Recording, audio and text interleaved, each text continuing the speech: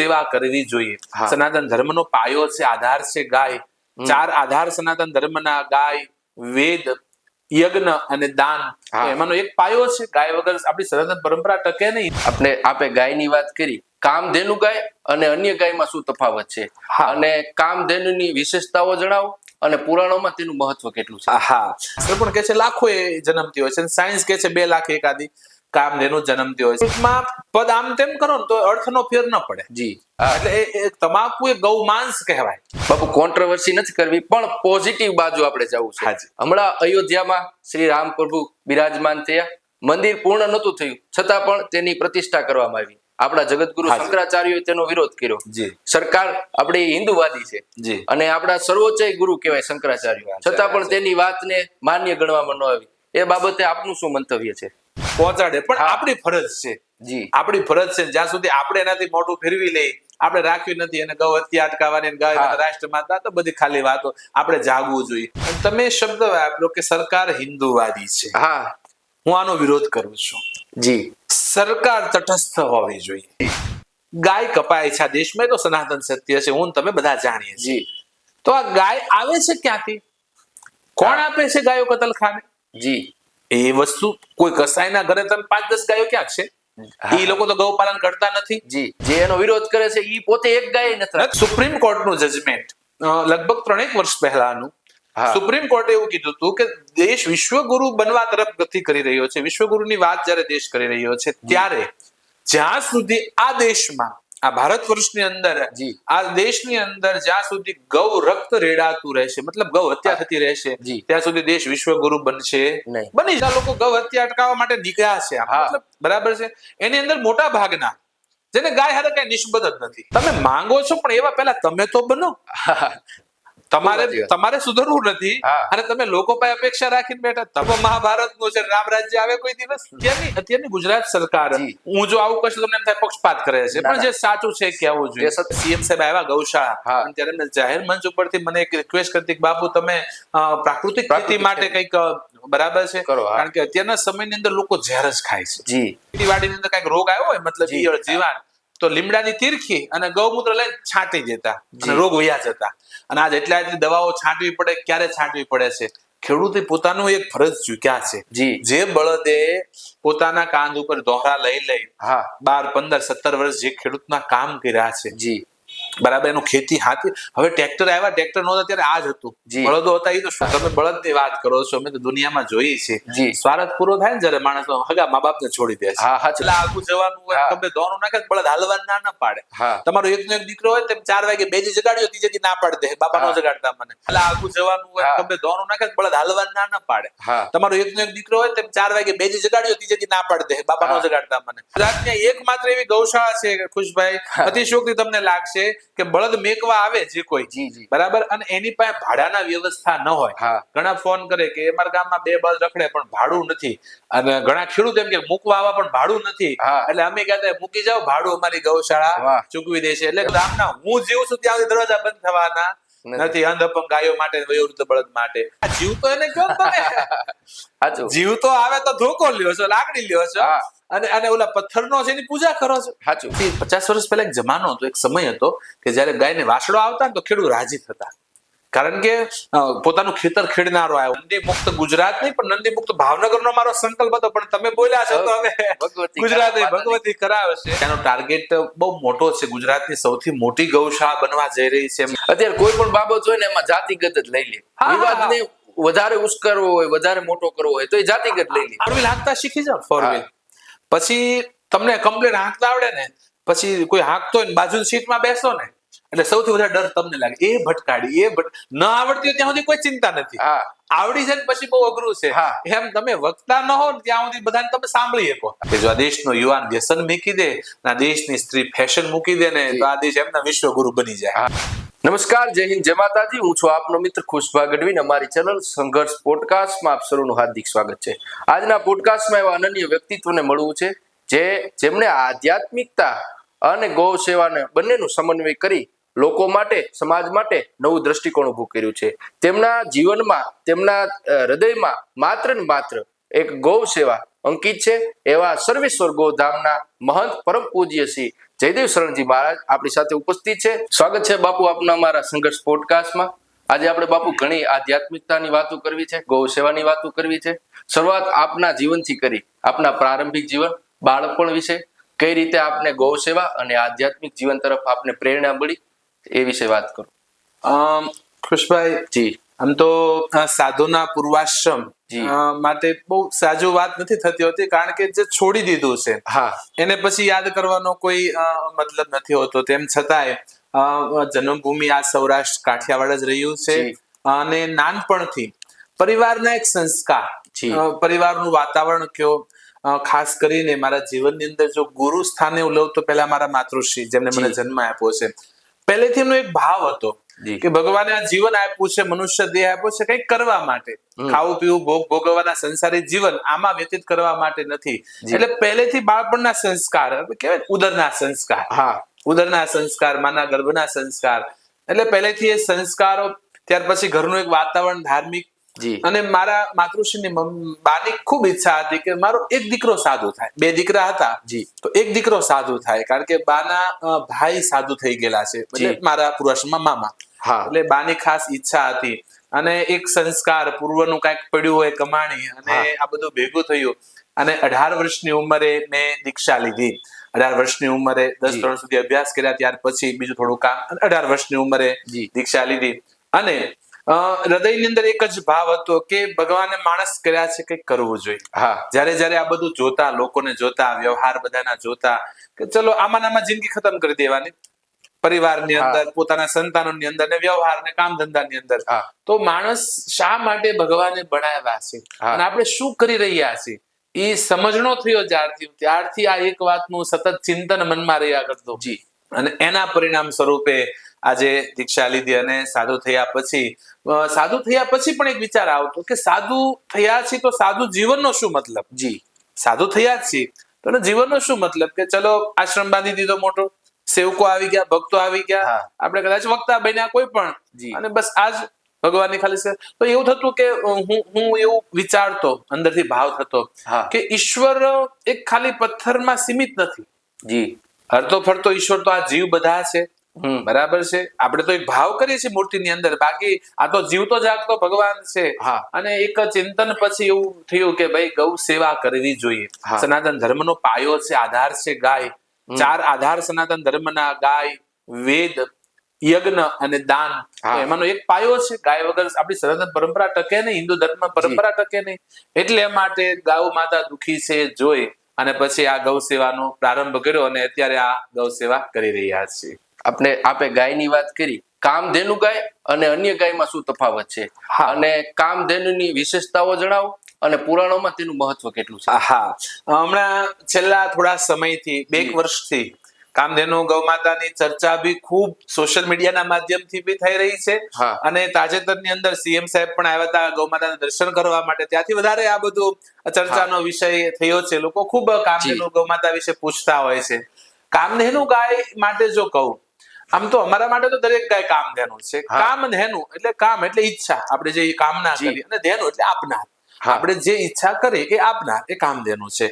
કોઈ પણ ગાય હોય, તમે એની સેવા હૃદયથી સાચા ભાવથી નિસ્વાર્થ કરતા હો તો તમારી દરેક ઈચ્છા એ પૂર્ણ કરે છે કામધેનુ ગૌમાતા. દરેક ગાય પૂર્ણ કરતી હોય. પરંતુ કામધેનુ એ 2 લાખે એકાદી ગાય જન્મતી હોય છે. 2 લાખ ગાય જન્મ જયારે લે, શાસ્ત્ર પણ કહે છે લાખો એ જન્મતી હોય છે, સાયન્સ કહે છે 2 લાખ એકાદી કામધેનુ જન્મતી હોય છે. 2 લાખે. અને એની વિશેષતાની જો વાત કરું કે જેમ માણસના 32 લક્ષણ, આપણે 32 લક્ષણો પુરુષ કહેવાય, જે પૂર્ણ કહેવાય, તો ગાયોની અંદર 52 લક્ષણો એના ગુણ આવતા હોય છે, સ્વભાવથી, શરીરથી, બધા એના. તો એ 52 લક્ષણ પૂર્ણ હોય. ત્યાર પછી એની મોટી વિશેષતા, ઓળખાણ, કે એને યુટ્રેસ એટલે ગર્ભાશય ન આવે. જન્મથી જ એને ગર્ભાશય આવે જ નહીં. અને ગર્ભાશય ને એટલે પીરિયડ્સ હિટમાં આવવી, એ આખી પ્રોસેસ એ સિસ્ટમ જ એનામાં ન હોય. અને બીજું એનો સ્વભાવ, તમે એની નજીક જાઓ, જયારે કામધેનુ તમે નજીક જાઓ ને તો એટલી બધી પોઝિટિવિટી લાગે. દાખલા તરીકે બધા માણસ જ છે, આપણે મનુષ્ય છીએ, પણ તમે કોઈ તપસ્વી સંત પાસે જાઓ તો એક શાંતિનો અનુભવ થાય, એક આનંદનો અનુભવ થાય, અંદરથી એમ થાય કે અહીંયા બેસી રહી ઘડી. બાકી બીજા બધા તો માણસો છે, પણ એ ત્યાં અલગ ભાવ જાગે, એક વાઇબ આવે, એક વાઇબ આવે, વાઇબ્રેશન એને ઓરા અસર કરતા હોય. સેમ વસ્તુ કામધેનુમાં. જ્યારે કામધેનુ ગાયની નજીક કોઈ આવે તો એની પોઝિટિવિટી, એના ઓરા આખા તમને અસર કરે, જે આનંદ અને શાંતિનો અનુભવ કરાવે. અને શાસ્ત્ર પ્રમાણે જો જોઈ, આ એક અનુભવની વાત થઈ. વિજ્ઞાન પણ આને સ્વીકારે છે કે જ્યારે કોઈ પણ ગાયને ટ્વિન્સ જન્મે છે અને ઈ 2 વાછડીઓ જન્મતી હોય છે, એની પાસે કન્ડિશન છે 2 વાછડી નહીં, 2 વાછડી. એની અંદર એને જે શૃંગ હોય, એક જ શૃંગની અંદર એક બીજમાંથી 2 છૂટા પડ્યા હોય અને 2 વાછડી જન્મે, ત્યારે એક કામધેનુ જન્મતી હોય છે. આવું સાયન્સ બી સ્વીકારે. અને પહેલી વસ્તુ કે ગાયોમાં ટ્વિન્સ જન્મવાના કિસ્સા બહુ હજારો એકાદા હોય છે, અને એમાં આ રીતનું થવું બહુ ઓછું હોય છે. સાયન્સ ની રીતે બી 2 લાખ એકાદો આવો કિસ્સો બનતો હોય છે. હવે આધ્યાત્મની વાત કરીએ તો આપણા શાસ્ત્રની અંદર 2 જગ્યાએ કામધેનુ ગાયનું વર્ણન છે. એક વર્ણન છે ભાગવતની અંદર છે, અન્ય પુરાણમાં. ભાગવતની અંદર જમદગ્નિ ઋષિ થયા. જમદગ્નિ, પરશુરામના પિતા જમદગ્નિ ઋષિ. જમદગ્નિ ઋષિને ત્યાં કામધેનુ ગૌ માતા હતા. જમદગ્નિ ઋષિને ત્યાં એકવાર સહસ્ત્રાર્જુન નામનો રાજા આવ્યો જમદગ્નિ ઋષિના આશ્રમમાં. આ બધો વૈભવ જોયો કે સાધુના આશ્રમમાં એટલો બધો વૈભવ, સુખ ક્યાંથી? અને રાજાનું સન્માન સ્વાગત પણ જમદગ્નિ ઋષિ એ રીતનું કર્યું. એટલે એમને મનમાં પ્રશ્ન થયો કે આટલું બધું તમારી પાસે ક્યાંથી બધું આવે છે? આ વ્યવસ્થા કેમ કરી તમે? એટલે જમદગ્નિ ઋષિએ કીધું કે જે કામધેનુ ગૌ માતા છે આપણી ગૌશાળામાં, એમની કૃપાથી આ બધું ચાલે છે. એટલે રાજાને એવું થયું કે આ તો મારે લઈ જાવી છે. એટલે જમદગ્નિને કીધું ગાય હું લઈ જાઉં. એટલે જમદગ્નિ ના પડે, નહીં કામધેનુ સાધુના આશ્રમમાં હોય, રાજાના રાજમાં ન હોય, મર્યાદા બધું. એટલે નહીં, રાજા કે હું તો લઈ જ જવાનો. જીદ કરીને સહસ્ત્રાર્જુન નામનો રાજા કામધેનુને પરાણે લઈ ચાલતો થયો. એટલે જમદગ્નિ ઋષિ એનો વિરોધ કર્યો, એને અટકાવ્યા. એટલે પરશુરામ જે સહસ્ત્રાર્જુન હતો એમણે તલવાર લઈ જમદગ્નિનું મસ્તક કાપી નાખ્યો અને કામધેનુ લઈને નીકળ્યા. જેવા આશ્રમના જે દરવાજાની બહાર નીકળ્યા એટલે કામધેનુએ કીધું, પ્રગટ થઈ કે હે રાજન, તું મારી ઈચ્છા વિરુદ્ધ મને લઈ જાશો. મારી ઈચ્છા નહીં તારે, તું ઈચ્છા લઈ જા તારા આખા કુળનો નાશ થઈ જા. અને કામધેનુ અંતર્ધ્યાન થઈ ગયા ત્યાંથી. અને પછી જમદગ્નિનું મૃત્યુ થયું. એમના પત્ની રેણુકા રડતા હતા અને પરશુરામ આવ્યા. અને પરશુરામે જોયું મારા પિતાનું મૃત્યુ થયું. પૂછ્યું માં કોણે કર્યું? એટલે તરત કીધું કે આ રીતનો સહસ્ત્રાર્જુન આવ્યો, કામધેનુને લઈ ગયા અને એ થયું છે. એટલે પરશુરામે ત્યાંથી સંકલ્પ કર્યો 21 વખત પૃથ્વી નક્ષત્રી કરવાનો. તો ભગવાન પરશુરામના જીવન સાથે જોડાયેલી જે વાત છે એના મૂળ કારણમાં કામધેનુ ગાય છે. અને બીજું રામચરિતમાનસની અંદર, રામાયણની અંદર પણ વર્ણન છે કે વશિષ્ઠ ઋષિના આશ્રમમાં નંદિની નામના કામધેનુ ગૌ માતા હતા. નંદિની નામના. જ્યારે આ ઇક્ષ્વાકુ વંશ, સૂર્યવંશ જયારે અટકી જવાનો દિલીપ રાજાથી કોઈ સંતાન ન થયું, અને દિલીપ રાજાએ ખૂબ પ્રાર્થના કરી વશિષ્ઠ ઋષિને કે મારે સંતાન થાય, કઈક વંશ આખો ચલાવે. એટલે ઋષિએ કીધું કે ભાઈ કોઈ પણ કાર્ય કરવાથી તારે સંતાન થાય એમ નથી. દશરથને સંતાન નહોતું તો કીધું કે યજ્ઞ કરો સંતાન થશે. આને તો કીધું કોઈ રસ્તો નથી, અશક્ય છે તારા માટે સંતાન. તો કે મહારાજ એના માટે શું કરું?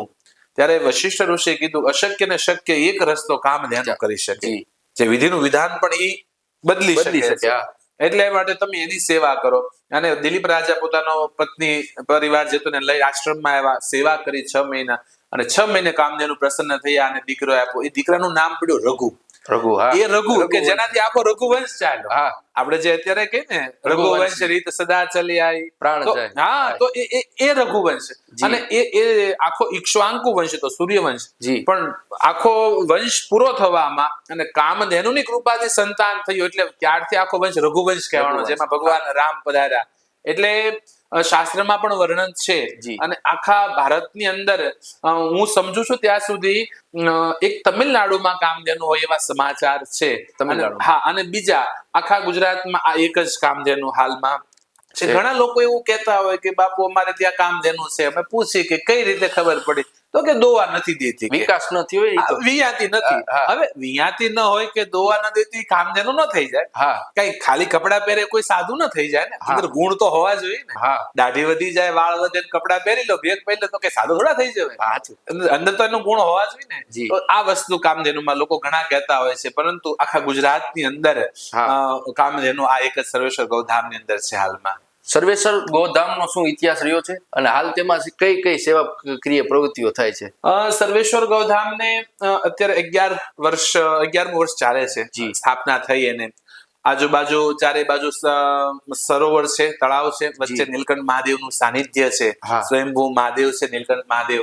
અને આજથી 11 વર્ષ પહેલા હું ત્યાં આવ્યો નીલકંઠ મહાદેવના સાનિધ્યમાં, ત્યારે બધું જંગલ ઉજ્જડ બધું પડ્યું હતું, મહાદેવજીની પણ પૂજા કોઈ નહોતું કરતું. અને હું આવ્યો, ધીમે ધીમે ત્યાં સેવા ચાલુ કરી. હું આવ્યો ત્રીજા દિવસે હું ગાય લાવ્યો, તો પહેલેથી ગાય સાથે લગાવ. આમ તો મને ઘણી વખત એવું થતું, એ પરિવારમાં પણ કહેતા બધા કે બાપુ તમને ગાય સાથે એટલો બધો લગાવ કેમ, એટલો બધો પ્રેમ ગાયો માટે? તો મારા બા એવું કહેતા કે મારો જન્મ કારતક સુદ અષ્ટમી ના દિવસે થયેલો, એટલે ગોપાષ્ટમી, કે જે દિવસે ભગવાને સૌ પ્રથમ વખત ગૌચારણ કરેલું એ દિવસે સાંજના સમય. એટલે બા એવું કહેતા કે નાનપણથી કે ગોપાષ્ટમી દિવસે જન્મ થયો એટલે ગાયો ભગવાને જેથી ચારવાની ચાલુ કરી તે દિવસે, એટલે ગાયો સાથે વિશેષ લગાવ. એટલે હું ત્રીજા દિવસે આ નીલકંઠ મહાદેવના સાનિધ્યમાં ગાય લાવ્યો, ધીમે ધીમે સેવાનો વ્યાપ વધાર્યો. અને અત્યારે એની અંદર લગભગ 2000 ઉપર ગાયો, ગૌવંશ, અંધ, અપંગ, નિરાધાર ગાયો, વયોવૃદ્ધ બળદો અને 70 જેટલી આંધળી ગાયો છે, 200 કરતા વધારે અપંગ ગાયો છે, 1500 જેટલા હાલમાં બળદ છે જે ખેતીમાંથી લોકો છોડી દે છે, હાંકીને કાઢી નાખતા હોય છે. અને ગૌ સેવા એકમાત્ર સેવા નથી, ત્યાં પશુ પંખીઓની લગભગ જે ગાયોના શેડ બનેલા છે એની અંદર 4000 ચકલીના માળા છે, બર્ડ ફીડર સાથે, જેમાં ચકલીઓ, અનેક ચકલીઓમાં રહે છે. રોજના લગભગ 2000 જેટલા કબૂતરો ચણવા આવતા હશે ગૌશાળાની અંદર.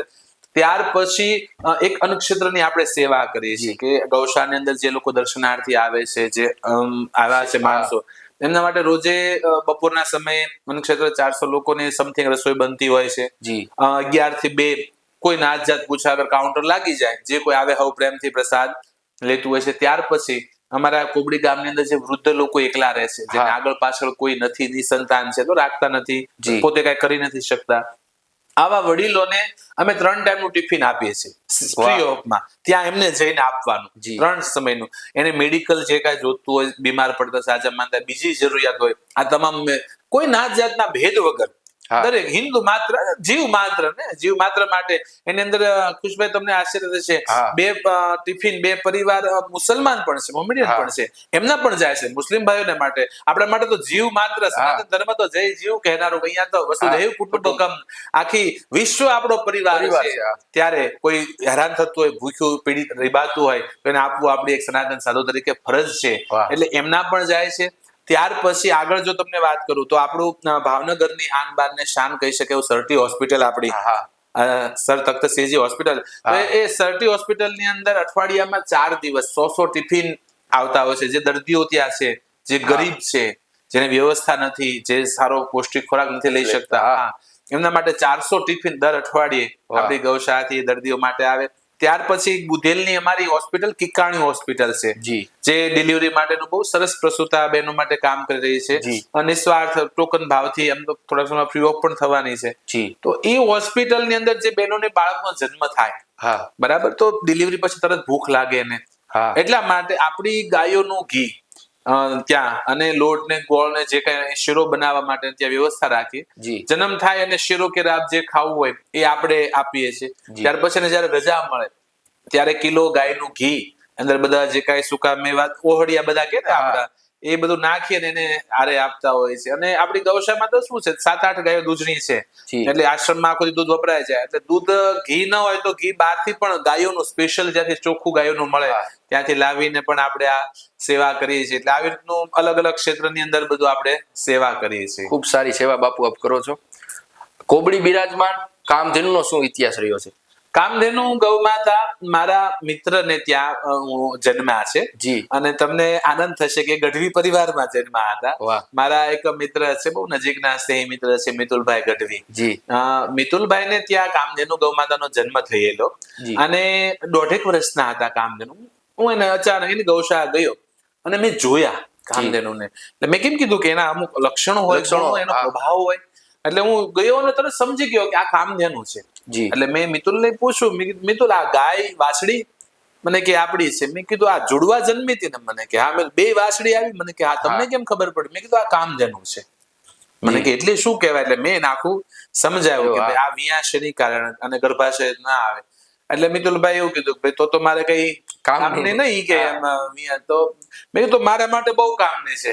અને 1.5 વર્ષની ઉંમરે કામધેનુ ગૌ માતાની પધરામણી આપણે ગૌશાળાની અંદર થઈ અને સર્વેશ્વર ગૌધામમાં અત્યારે કામધેનુ બિરાજે. લગભગ 7.5 વર્ષની ગૌ માતાની ઉંમર થઈ છે.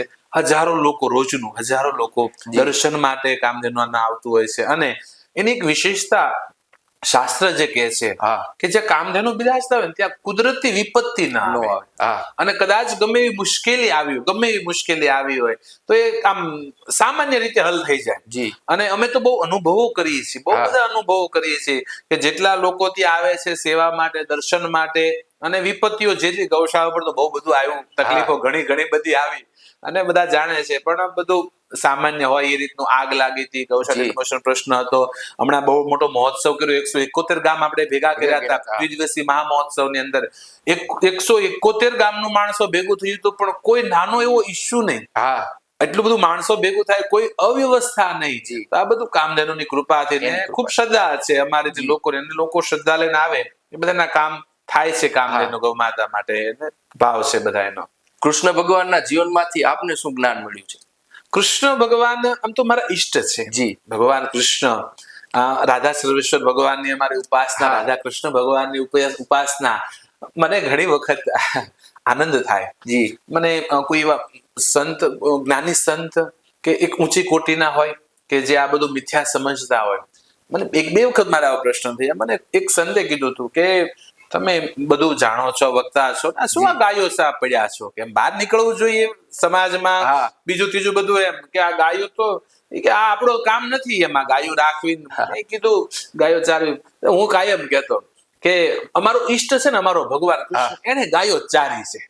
અમારા ભગવાને કર્યું એ અમે કર્યા જાય છે. એટલે અમને પ્રેરણા તો આમ ગૌ સેવાની તો અમારા ભગવાન પાસેથી. પણ ભગવાન કૃષ્ણના જીવનમાંથી જો કોઈ વાત લેવાની હોય તો હું એક વસ્તુ એ સમજીશ કે ભગવાન કૃષ્ણ કોઈ પણ સ્થિતિમાં રહ્યા, કોઈ પણ સ્થિતિમાં હસતા રહ્યા. કોઈ પણ સ્થિતિમાં રહ્યા, હસતા રહ્યા. ભગવાનનો જન્મ મથુરાની જેલમાં થયો, પણ ભગવાન જન્મ પછી રેડા નહોતા. મથુરામાં રેડા નહોતા, ભગવાન ગોકુળ આવીને રેડા. બરાબર કે જેલમાં થયા જન્મ છતાં ભગવાન રેડ્યા નથી. બીજું, ઈશ્વર રેડ્યો. ભગવાન કૃષ્ણ જ્યારે રેડ્યા છે, દ્વારિકામાં રેડ્યા હોય, મથુરામાં રેડ્યા હોય, તો એ પ્રેમ માટે રેડ્યા છે. ગોપીઓ, ગાયો, નંદ, યશોદા માટે રેડ્યા છે. પોતાને તકલીફ કે દુઃખ પડી ભગવાન રેડ્યા, બીજાનું દુઃખ જોઈને ભગવાન રેડ્યા છે. તો આ એક આપણને મને શીખવા મળ્યું કે પોતાના દુઃખે નહીં, બીજાના દુઃખે તમે દુઃખી થાવ. પછી ભગવાન કૃષ્ણ વાંસળી વગાડતા હોય અને જે એને આનંદ હોય, અહમ ગમન કહીને ભગવાનને વાંસળી વગાડતા જે આનંદ હોય, ઈ જ આનંદ, ઈ જ સરળતા, ઈ જ સહજતા. 21 કિલોમીટરનો 7 કોસનો ગોવર્ધન ઉપાડે તો ઈ સહજતા.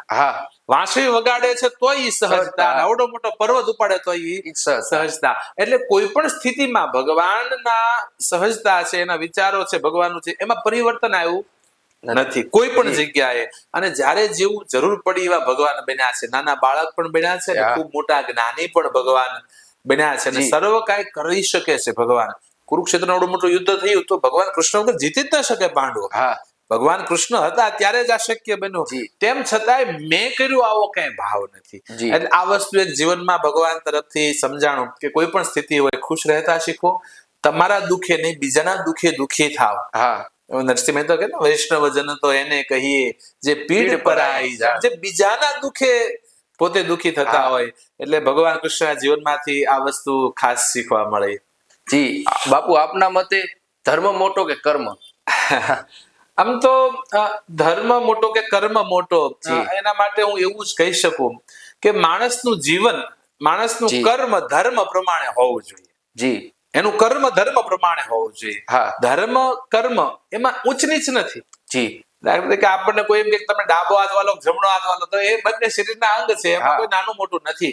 પણ શ્રીમદ ભગવદ ગીતાનો છેલ્લો શ્લોક જે હું જીવનની અંદર સમજુ છું, જયારે આખું ગીતાનું જ્ઞાન ભગવાન કૃષ્ણએ અર્જુનને આપ્યું, બધું છેલ્લે પોતાનું વિરાટ સ્વરૂપ પણ ભગવાને દેખાડ્યું. અર્જુન ભગવાનના પગમાં પડ્યા કે સખેતી મત્વા પ્રસભમ યદુક્તમ, હે કૃષ્ણ હે યાદવ હે સખેતી અજાનતા મહિમાનમ તવેદમ, કે હે પ્રભુ હું તમને સમજી ન શક્યો. ભગવાનના ચરણમાં પડ્યા, હવે હું યુદ્ધ કરીશ. અર્જુન તૈયાર થયા. આખું આ ગીતાનું જ્ઞાન ભગવાન કૃષ્ણએ અર્જુનને આપ્યું. અને આ ઘટના ધૃતરાષ્ટ્રને સંજય સંભળાવે છે. હા. સંજય ધૃતરાષ્ટ્ર અંધ હતા, યુદ્ધમાં જઈ ન શકે, જોઈ ન શકે, એટલે સંજયને વ્યાસજી દિવ્ય દ્રષ્ટિ આપી, એના સારથી છે સંજય, અને ઈ એને આખું જ્ઞાન સમજાવે છે. હા. અને છેલ્લો શ્લોક પછી સંજય બોલ્યા છે, હા. જે જીવનમાં હું સમજુ જ્ઞાન અને ધર્મ ની, તમે કર્મ અને ધર્મ ની વાત કરો એટલે હા. એની અંદર છેલ્લો શ્લોક બોલ્યા છે જી. સંજય કે યત્ર યોગેશ્વર કૃષ્ણ યત્ર પાર્થો ધનુર્ધર તત્ર શ્રી વિજયો ભૂતિ ધ્રુવા નીતિર મતિર્મમ. જેવો. કે યત્ર યોગેશ્વર કૃષ્ણ, જ્યાં ભગવાન હા. કૃષ્ણ છે, જ્યાં અર્જુન છે, ત્યાં શ્રી એટલે લક્ષ્મી, વિજય છે, યશ છે, ત્યાં છે જ્યાં કૃષ્ણ અને અર્જુન છે. હવે જી. યોગેશ્વર કૃષ્ણ, તમને કદાચ સંસ્કૃતનું જ્ઞાન હોય, સંસ્કૃતમાં પદ આમ તેમ કરો ને તો અર્થનો ફેર ન પડે. જી. તમે સ્થાન આમ તેમ કરો ને શબ્દનો તો અર્થનો ફેર ન પડે. આપણી ભાષા ઘોડે નથી, હા. સંસ્કૃત ભાષા અલગ છે. તો પહેલા અર્જુન ને પછી કૃષ્ણ કર્યા હોત તો એમ ન કર્યું. જી. યત્ર યોગેશ્વર, પહેલા કૃષ્ણ હા. અને યોગેશ્વર કૃષ્ણ.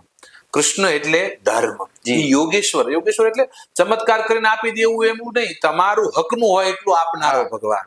જી. તો પહેલા કૃષ્ણ એટલે ધર્મ, અને ત્યાર પછી અર્જુન. અર્જુનના હાથમાં ગાંડીવ છે, જે કર્મનું પ્રતીક છે. તો આખા મહાભારતની અંદર તમે જોશો તો અર્જુન એટલું જ હાલ્યા જેટલું કૃષ્ણ લઈ ગયા રથને. જી. કૃષ્ણએ પહેલા જ્યાં રથ લઈ ગયા ત્યાં જ અર્જુન જી. ગયા છે. એટલે કર્મના ઘોડા, કર્મના રથની લગામ ધર્મના હાથમાં સોંપવી. હા. એવું કર્મ કરો જે ધર્મની અંદર સંમત હોય, ધર્મ જે હા પાડતી હોય એવું કર્મ કરો, ધર્મમાં જેનો નિષેધ કર્યો છે એવું જી. કર્મ કરવું નહીં. જ્યારે ધર્મ પ્રમાણે કર્મ જો થવા મળશે, જી. ધર્મની વાત કરીએ તો પાંડવ પ્રત્યે ધર્મ પક્ષમાં યુધિષ્ઠિર નામે ધર્મ છે, જે યુધિષ્ઠિર કે એટલું જ થતું હતું. હા. શક્તિ હતી પણ યુધિષ્ઠિર કે એટલું જ વાપરતા હતા. કૌરવ પક્ષની અંદર એ ધર્મ હતો વિદુરના રૂપમાં, વિદુર હા. ધર્મનો અવતાર, પણ વિદુરનું કાંઈ ચાલતું નહોતું. એટલી બધી તાકાત હોવા છતાં ધર્મ પ્રમાણે એનું કર્મ નહોતું, તો એકેય ભાઈ બચ્યા જી. નહીં. એટલે જીવનમાં ધર્મ પ્રમાણે જો કર્મ કરીએ જી. તો જ આપણું જીવન સારું. ધર્મ કર્મ હું તો એક જ માનું છું, પણ ધર્મ પ્રમાણે આપણું કર્મ હોવું જોઈએ. બહુ સાચી વાત કરી, કારણ કે કર્મ જે કસાય હોય, ગાય કાપે, એ કર્મ જ છે, હા, કર્મ પણ છે. એ ધર્મ સાથે પ્રમાણે. સંકળાય તો એ કર્મ. તો એ હા, કંઈક જી. જીવનમાં પ્રગતિ કરે, કંઈક જીવનમાં ઉન્નતિ લાવે. એટલે દરેક કર્મ ધર્મ સંગત હોવું જોઈએ. હા. ધર્મમાં જે ના પડી ન કરવું જોઈએ. જી. દાખલા તરીકે હું સીધી જ વસ્તુ સમજાવું કે આપણે જે વ્યસનો છે ધર્મમાં ના પાડી છે, આ ન કરવું જોઈએ, જી. અને તેમ છતાં કરીએ છીએ તો દુષ્પરિણામો આવે છે. જી. તમાકુ ન ખાવી જોઈએ, આપણું શાસ્ત્ર ના પાડે છે હા. કે ભાઈ તમાકુની ઉત્પત્તિ સુરભી ગૌ માતાના રક્તમાંથી થઈ રક્તમાંથી છે. છે. હા. એટલે એ તમાકુ એ ગૌ માંસ કહેવાય. જી. જ્યારે હું તો ઘણી વખત કહું છું કે તમે ગમે એટલું ધર્મનું પાલન કરતા હો, જી. ગમે એટલા પૂજા પાઠ કથા કીર્તન દાન કરતા હો, પણ તમે જો તમાકુ ખાતા હો ને તો એનો કોઈ મતલબ નથી, કારણ કે તમારા મુખમાં ગૌમાંસ છે. હા.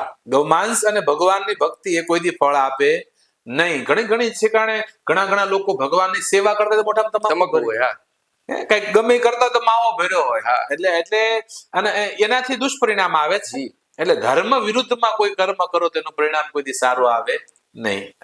બાપુ, કોન્ટ્રોવર્સી નથી કરવી, પણ પોઝિટિવ બાજુ આપણે જવું છે. હાજી. હમણાં અયોધ્યામાં શ્રી રામ પ્રભુ બિરાજમાન થયા, મંદિર પૂર્ણ નહોતું થયું, છતાં પણ તેની પ્રતિષ્ઠા કરવામાં આવી. આપણા જગતગુરુ હાજી. શંકરાચાર્યોએ તેનો વિરોધ કર્યો. જી. સરકાર આપણી હિન્દુવાદી છે, જી. અને આપણા સર્વોચ્ચ ગુરુ કહેવાય શંકરાચાર્ય, છતાં પણ તેની વાતને માન્ય ગણવામાં ન આવી. એ બાબતે આપનું શું મંતવ્ય છે?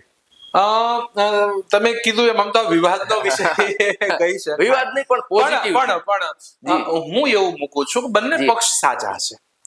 બંને સાથે. હા, આદ્યગુરુ શંકરાચાર્ય આપણે જ્યોતિષ પીઠાધીશ્વર જી. બરાબર છે, અવિમુક્તેશ્વરાનંદજી એમનો ખૂબ વાત પણ કરી, વિરોધ પણ કર્યો, અને હા. સાચો પણ હતો. મંદિર પૂર્ણ નહોતું થયું હા. અને પ્રતિષ્ઠા કરવામાં આવી. બીજા પક્ષે જે પ્રતિષ્ઠા થઈ છે, હા. તો શાસ્ત્રમાં બે વિધાન છે. મંદિરની વાસ્તુ પ્રતિષ્ઠા બી અલગ થઈ, મૂર્તિની બી અલગ થાય છે. જી. બરાબર છે. એટલે મંદિર પૂર્ણ ન થયું હોય તો પણ તમે પ્રતિષ્ઠા કરી શકો છો. જી. એવું નથી કે તમે ન જ કરી શકો. એ એક વિધાન છે. જી. અમુક સંજોગોની અંદર તમે મંદિર પૂર્ણ થયા વગર પ્રતિષ્ઠા કરી શકો છો. એટલે એ પક્ષ પણ સાચો છે. અને હું તો એવું મૂકું છું જી. કે આપણા માટે તો મંદિર થયું એ જ મોટી વાત છે. હા. 550 વર્ષોથી જે લડત ચાલુ હતી, જી. આમ તો માં કઈ ભગવાનને 14 વર્ષ વનવાસ આપ્યો, પણ આ તો 550 વર્ષથી આપણો બાપ કહી શકાય એ પતરાની ઓરડીની અંદર હતો. બરાબર, અને મંદિર એ જ આપણા માટે ઉત્તમ છે. પરંતુ શંકરાચાર્ય એમની રીતે પણ સાચા છે. મંદિર પૂર્ણ કર્યું હતું પણ સારું હતું ને, હા. કે તમે ઉતાવળ શા માટે કરો છો? અને બધાની મુહૂર્ત ભાવના નહોતું એવું કઈક હતું, 22 તારીખે કઈક એવું મુહૂર્ત બેસતું હતું. હા, એનું હતું આખું એ, કારણ કે તો જ્યોતિષનો આખો વિષય છે. પણ એક વસ્તુ હું તમને એ પણ સમજાવીશ કે આખા ભારતભરની અંદર આ જે ભગવાનની પ્રતિષ્ઠા થઈ, હા, એ કેવલ અયોધ્યા, યુપી કે ભારત પૂરતું નહોતું. આખા વિશ્વની અંદર આની ઉજવણી કરવામાં, ગામડું ગામડું અયોધ્યામાં ફંક્શન કરવામાં આવ્યું. તો જયારે આના કોઈ જ્યોતિષોએ જયારે મુહૂર્ત લીધું છે, તો કંઈક તો એની પાછળ મર્મ રહ્યો હશે. એ તો આપણી જેવું છે ને, કાલો નક્કી કરી નાખી તારીખ, એટલે એના માટે પણ કંઈક એનું રીઝન બધું રહ્યું હશે. પરંતુ આના માટે એક જ વસ્તુ કહી શકીશ કે રામ અયોધ્યામાં આવ્યા એ જ આપણા માટે બહુ આનંદની વાત છે.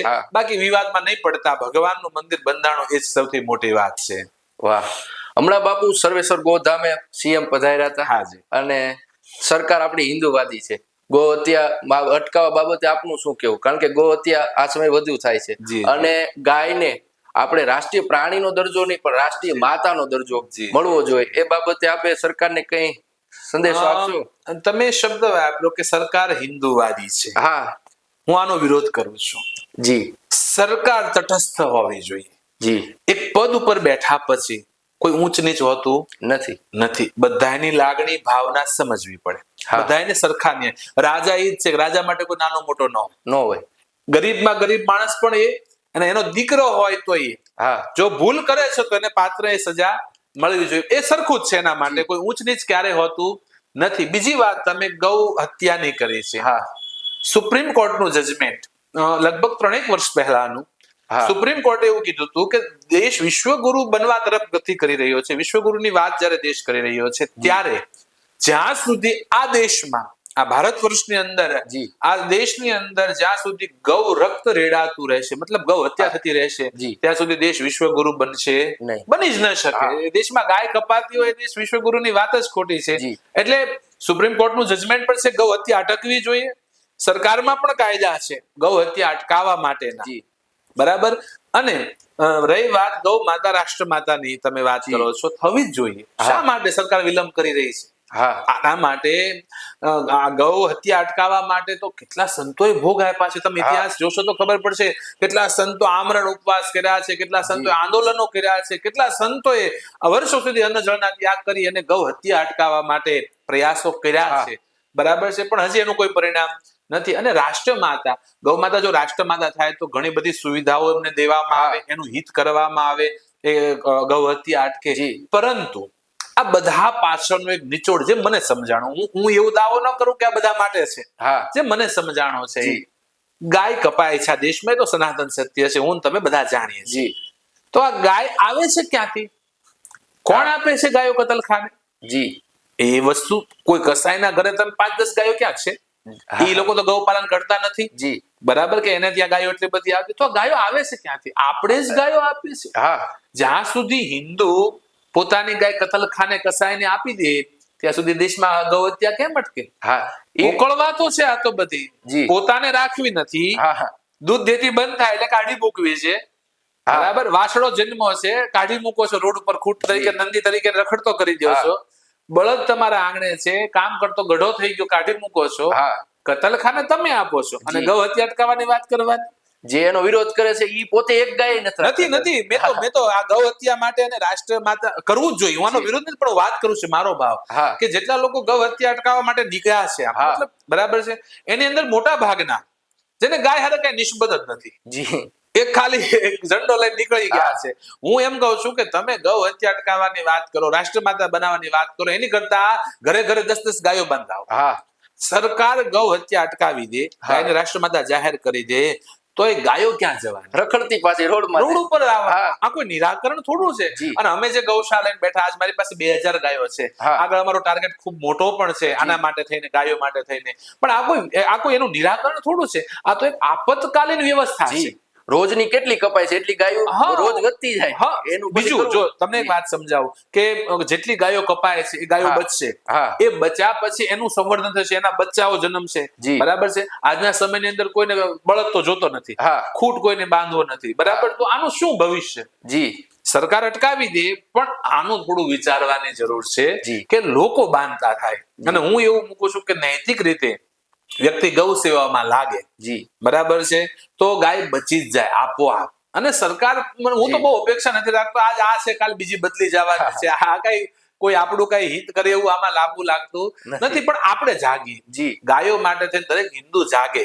અને હા. અને અને હું એના માટે બહુ કડક શબ્દોની અંદર જાહેરમાં કહેતો હોઉં છું, કથાની હા. અંદર કહેતો હોઉં છું, સભાની અંદર મંચ ઉપરથી કહેતો હોઉં છું કે દરેક હિન્દુ સંકલ્પ કરે, ગાય બચાવી છે ને નૈતિક રીતે પોતાની ફરજ સમજી અને મહેનત કરે, તો કોઈના બાપની તાકાત નથી ગાયને કતલખાને પહોંચાડે. પણ હા. આપણી ફરજ છે, જી આપણી ફરજ છે. જ્યાં સુધી આપણે એનાથી મોઢું ફેરવી લઈ, આપણે રાખ્યું નથી અને ગૌ હત્યા અટકાવવાની, ગાય હા. રાષ્ટ્રમાતા, તો બધી ખાલી વાતો. આપણે જાગવું જોઈએ. એના માટે મને એક શબ્દ યાદ આવે ગાંધીજીના. હા અમદાવાદની અંદર જ્યારે સ્વરાજની લડત ચાલુ હતી અને ગાંધીજીનું એક પ્રવચન મેં સાંભળેલું, લખેલું એનું. હા. તો ગાંધીજી એવું કીધું હતું કે સ્વરાજની માંગણી તમે કરો છો, સ્વરાજ આવું હોવું જોઈએ, આવું હોવું જોઈએ. હા તમે માંગો છો, પણ એવા પહેલા તમે તો બનો.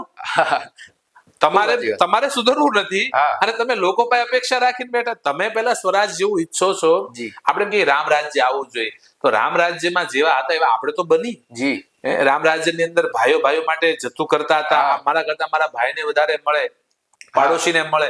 અને અત્યારે ભાઈઓનું છીનવી લેવાનો ભાવ છે. હા કર્મ મહાભારતનું છે, રામ રાજ્ય આવે કોઈ દિવસ? નો આવે. સાચી વાત. એટલે તમે જેવું ઈચ્છો છો, ગૌ હત્યા અટકાવવાની ઈચ્છો છો, હા. બરાબર છે, ગાય માતા રાષ્ટ્રમાં, તમે જાગો, તમે જી. ગૌ સેવા માંડો કરવા. હું ઘણા હશે મને કહેતા ગૌ રક્ષા. મને એક વાત સમજાય છે કે ગાય આપણી માં છે, હા. સનાતન ધર્મનો રક્ષા કરનારી છે. છે. ગાયની સેવા કરી શકીએ, રક્ષા- તમે રક્ષા ન કરી શકીએ, આ તો સાચી વાત. ભગવાન કહેવાય. હા આનો રક્ષા આપણી કોઈ તાકાત છે આપણે રક્ષા જી. કરી શકીએ?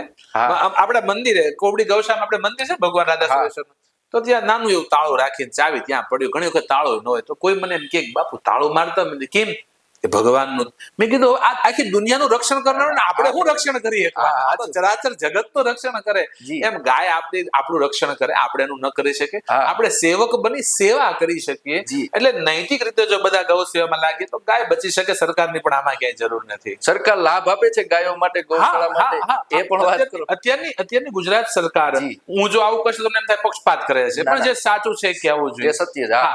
અત્યારની ગુજરાત સરકાર છેલ્લા 2 વર્ષથી જી. આ કોરોના પછી સરકારે ચાલુ કર્યું કે જે રજીસ્ટર થયેલી ગૌશાળા પાંજરાપોળો છે, જી. એને ગાય દીઠ 30 રૂપિયા સહાય અત્યારે સરકાર આપે છે. જી. દરેક સંસ્થાઓમાં જ્યાં રજીસ્ટર થયેલી ગાયો છે, બરાબર. બીજું કે જે ખેડૂતો છે, હા ઓર્ગેનિક ખેતી કરે છે, તો એને પણ કંઈક એમાં સહાય કરે છે. જી.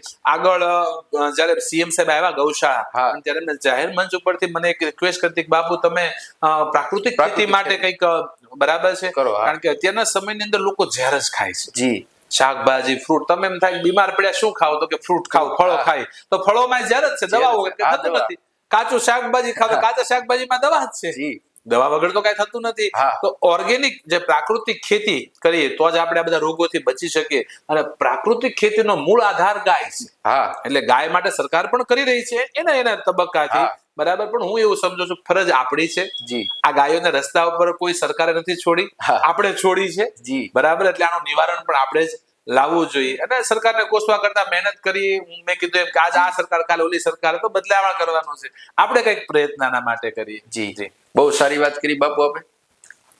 ખેડૂતો છે તે બળદ જ્યાં સુધી કામ કરે છે ત્યાં સુધી તેને રાખે છે, હા. પછી તેને રખડતા મૂકી દે છે, અથવા પાંજરાપોળમાં અથવા જી. ગૌશાળામાં મૂકી દે છે. એ લોકોને કઈક સંદેશો આપો, કારણ કે એ સ્વાર્થી થઈ ગયા છે, એમ કયો ને તો ચાલે. હું ખેડૂત માટે આવું નહીં કહી શકું. એનું જી. કારણ છે, હું પોતે ખેડૂતનો દીકરો છું. હા હું ખેતી સાથે બહુ સક્રિય રીતે જોડાયેલો છું. જી બીજું, આપણે ત્યાં ખેડૂતને જગનો તાત કહેવામાં જી. આવે છે. ખેડૂત છે ને જગનો તાત છે, તો આખા જગતનું પેટ ભરનારો છે. જી. પરંતુ જ્યારથી ખેડૂત સ્વાર્થી બન્યો છે, વિમુખ થઈ ગયા છે ત્યારથી તમે જો આ અનિયમિત વરસાદ, આ ખેતીમાં એટલા બધા રોગચાળા. હા મને યાદ છે કે મારા દાદા વાત કરતા કે જયારે ખેતીવાડીની અંદર કઈક રોગ આવ્યો હોય, મતલબ જી. ઈયળ, જીવાત, તો લીમડાની તીરખી અને ગૌમૂત્ર લઈને છાંટી દેતા અને રોગ વયા જતા. અને આજ એટલી દવાઓ છાંટવી પડે, ક્યારે છાંટવી પડે છે? ખેડૂતે પોતાનું એક ફરજ ચૂક્યા છે. જે બળદે પોતાના કાંધ ઉપર દોહરા લઈ 12, 15, 17 વર્ષ જે ખેડૂતના કામ કર્યા છે, બરાબર, એનું ખેતી હાથી. હવે ટ્રેક્ટર આવ્યા, ટ્રેક્ટર નહોતા ત્યારે આ જ હતું. બળદો હતા, એ તો શોભા. ટ્રેક્ટરથી પાછી એવી ખેતી નથી થતી. બળદ વગર તો વરસાદ આવે એટલે ન ચાલી શકે. અને તમે જોજો, એક કુદરતી તમને વાત કરું, ખેતી સાથે હું તો જોડાયેલો છું, કે ટ્રેક્ટરનું પૈડું કોઈ નાનો છોડ હોય એની પર ટ્રેક્ટરનું પૈડું હાલી ગયું હોય ને તો એ ઉભો ન થાય. બળદની પગની ખરી હોય આવી તો ઉભો થઈ જાય. બરાબર છે, તાકાત છે એની. બીજા નંબરની અંદર જયારે માણસનો સ્વાર્થ પૂરો થાય ને, તો તમે બળદની વાત કરો છો, અમે તો દુનિયામાં જોઈએ છે, સ્વાર્થ પૂરો થાય ને જયારે માણસ હગા મા બાપને છોડી દે છે. આ વૃદ્ધાશ્રમો બનાવવા પડ્યા છે, વૃદ્ધાશ્રમોમાં વેઇટિંગ છે, એ ખરેખર બહુ નિંદનીય વાત કહી શકાય આ દેશની અંદર, કે જ્યાં મા બાપની આજ્ઞા માટે ભગવાન રામ 14 વર્ષ વનમાં વયો જતો, એની ઈચ્છા માટે, આજ્ઞા નથી, માની ઈચ્છા હતી, આજ્ઞા નહોતી. બરાબર છે, એક ઈચ્છા માટે જો ભગવાન વયા જતા વનની અંદર, તો આ આપણે મા બાપને ન સાચું. અને આ મા બાપને ન રાખે એ બળદને ક્યાંથી રાખવાના છે? અને હું તો એ ખેડૂતને કહેવા માંગુ છું, જેને પોતાના ખીલેથી બળદ છૂટા કર્યા છે જગા થતા, અને એના સંતાનો એની સેવા કરશે એવી વાત રાખતા નહીં. કારણ કે તમે આને નથી સમજી શકાતા, તમને તમારા સંતાન કોઈ સમજી શકે નહીં. સ્વાર્થી છે માણસ. અને આખી જિંદગી ખુશભાઈ, તમને એક વાત કરું, કે વહેલા સવાર 4 વાગ્યાનો સમય હોય, મને જોયેલું છે, અને બળદને ઉભો કરે, અને વાવણી ટાઈમ હોય, વહેલા આગું જવાનું હોય, તમને દોનું નાખે, બળદ હાલવા ના પાડે. તમારો એકનો એક દીકરો હોય, તેમ 4 વાગે બેજી જગાડ્યો, ત્રીજે ના પાડી દે, બાપા નો જગાડતા મને. તો તમારા દીકરા કરતા વિશેષ કાંધે દોહરું નાખો તો કોઈ દી ઈ નો કે હું નહીં હાલું, માંદો હોય, ભૂખ્યો હોય, તરસો હોય, કોઈ દિવસ કાંઈ વિરોધ એને કર્યા વગર હાલ્યા છે. એ બળદોની આજ ખૂબ ખરાબ સ્થિતિ. એક સામાન્ય રીતે એની પીડા સમજીએ ને, અમારી ગૌશાળામાં તો 1500 જેટલા બળદો છે હાલની અંદર.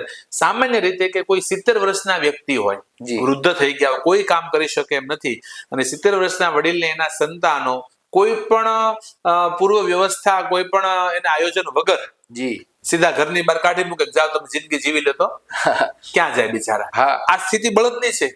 કોઈ પણ પ્રકારની વ્યવસ્થા વગર સીધા બહાર મૂકી દે. બીજું, બળદ બિચારા હેરાન એટલા માટે થાય છે કે ગાય હોય, વાછડો વાછડી ખૂંટ હોય, તો કોઈની વાડમાં મોઢું નાખે, તાર જાપો ભાંગીને ખાઈ લે. બળદ નહીં ખાય. હું કામ? બળદ જ્યારથી સમજનો થયો ત્યારથી શિસ્તબદ્ધ જીવન જીવા ટેવાયેલો. શિસ્તબદ્ધ. એને મોઢે ચીકલું બાંધે હાથી હાંકતી વખતે, કે જ્યાં જ્યાં મોઢું ન નાખે. પછી જો અમુક ઉંમર થઈ ગઈ બળદ, પછી ચીકલું ન બાંધે તોય ન નાખે. એને ખબર જ છે કે આ નથી ખાવાનું. ડિસિપ્લિન. બળદ જેટલી ડિસિપ્લિન બીજામાં નથી. અને એને જયારે ખીલ્લે બાંધો, એને નીરો ત્યારે દેખાતો હોય છે. અને આવા જે વ્યક્તિ 70 વર્ષ સુધી ડિસિપ્લિન સાથે જીવો, પછી તમે એમ કહો જિંદગી જીવી લે તમારી રીતે, તો એ તો અઘરું થઈ જાય. આવી સ્થિતિ બળદની થાય છે. અને 4 વર્ષ પહેલા અમારા ધ્યાનમાં આવ્યું કે બળદ માટે કઈ, ગાયો માટે તો કરતા જ હતા, બળદ માટે કઈ કરવું જોઈએ. અને 4 વર્ષ પહેલા ચાલુ કર્યું કે ઓલ ગુજરાતમાંથી ગમે એ વિસ્તારમાંથી, ગમે એ ગામમાંથી બળદ રસ્તે રખડે છે, નથી જોતો માલિકીનો છે કે માલિકીનો નથી, કોઈ પણ રીતનો હોય, તમારે નથી જોતો, અમારી ગૌશાળા સુધી મેકી જાઓ. 24 કલાક અમારા દરવાજા બળદ માટે ખુલ્લા છે, કોઈ પણ ક્ષેત્રમાંથી. અને આવે છે રોજની અત્યારે 10-15 બળદ રોજ આવતા, ડેલી એટલી આવક હોય છે. કોઈ પૂછપરછ કાંઈ નહીં, 1 પણ રૂપિયો લેવા નિશુલ્ક, 1 પણ રૂપિયો લીધા વગર. અને કદાચ ગુજરાતની એકમાત્ર એવી ગૌશાળા છે કે ખુશભાઈ, અતિશયોક્તિ તમને લાગશે, કે બળદ મેકવા આવે જે કોઈ, બરાબર, અને એની પાસે ભાડાના વ્યવસ્થા ન હોય. ઘણા ફોન કરે કે અમારા ગામમાં 2 બળદ રખડે પણ ભાડું નથી. અને ઘણા ખેડૂત એમ કે મૂકવા આવા પણ ભાડું નથી. એટલે અમે કહેતા મૂકી જાઓ, ભાડું અમારી ગૌશાળા ચૂકવી દે છે. એટલે દરેક 5 માંથી 1 ટેમ્પાનું ભાડું અમે ચૂકવતા હોય મોટા ભાગે. મૂકી જાઓ, ભાડું અમે આપી દઈશું, પણ આ રસ્તે રખડતો ન થવો જોઈએ. જેને આખી જિંદગી કામ કર્યું, જગનો તાત, ખેડૂતનો મોટો આધાર છે આ બળદ, એ રસ્તે રખડે ન થાય એટલે એના માટે અમે પ્રયત્ન કરીએ છીએ. તમે બાપુ મહોત્સવમાં બોલ્યા હતા કે ગુજરાત નંદી મુક્ત કરવું છે. હાજી. એનું શું કારણ? ખુશભાઈ, આમ તો મેં ભાવનગર નું કીધું, પણ તમે ગુજરાત નું બોલી ગયા, પણ ગુજરાત નંદી મુક્ત થશે. અમારા આગળનું વિઝન બળદો માટે અમે ચાલુ કર્યું. લગભગ અમારા ધ્યાનની અંદર હવે ગુજરાતમાં 80% બળદો રખડતા બંધ થઈ ગયા. પછી જાણ બાર બળદ રખડતો હોય તો એ અમે તો બધે ખુલ્લે રેસ્ક્યુ કરીને ગયા વર્ષે એક દિવસમાં 41 બળદ અમે લાવ્યા હતા. અત્યારે અમરેલી બાજુથી અમે 3 વખત હમણાં દિવાળી ઉપર 20-22 રખડતા જ્યાં રખડતા સમાચારમાં ત્યાંથી અમે લાવીએ છીએ. બીજું અમે બીજી ગૌશાળા સંસ્થાને કઈક તમારી પાસે અંધ અપંગ ગાયો વધી ગઈ હોય, બળદ વધી ગયા, અમને આપો, અમે સાચવવા, અમારા દરવાજા કોઈ દી બંધ થવાના નથી. સર્વેશ્વર ગૌધામના હું જીવું છું ત્યાં સુધી દરવાજા બંધ થવાના નથી. અંધ અપંગ ગાયો માટે, વયોવૃદ્ધ બળદ માટે. બળદનું પૂરું થાય પછી એક કાયમ વિચાર આવે, રસ્તે નીકળી તો આ રખડતા નંદીઓ એ રસ્તે બેઠા હોય, કૂડો કચરો ખાતા હોય.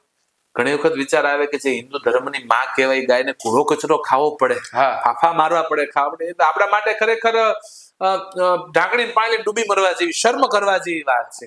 બરાબર છે, આપણને શર્મ આવવી જોઈએ આ સ્થિતિ જોઈને. તો કાયમ વિચાર આવતા આનું શું? ભગવાને એને નંદી તરીકે જન્મ આપ્યો, એનો કઈ દોષ છે? એ તો ઈશ્વરના હાથમાં છે, એ તો નિર્દોષ છે બિચારો. બીજું કે સ્વાર્થી લોકો એને છૂટો મૂકી દીધો. આપણા ધર્મમાં તો નંદીની પૂજા પણ થાય છે ને, પોઠિયા તરીકે.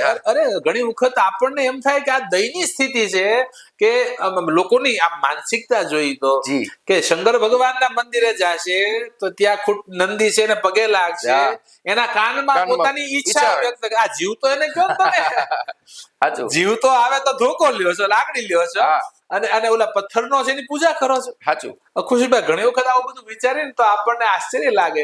નાગ પાંચમ આવે તો ઘરે ઓલા નાગ દેવતા બનાવશે, નાગલા ચડાવશે, કુલેર ધારશે, નાગ બનાવીને પૂજા કરશે, પણ ઘરે નાગ નીકળે તો લાકડી લેશે ને. તો આ જીવ તો આવે તો આખા ભાગે છે. આ દુનિયા છે ને આ બધું. તો આ નંદીઓ માટે કે ભગવાન એને જન્મ આપ્યો એનો શું વાંક?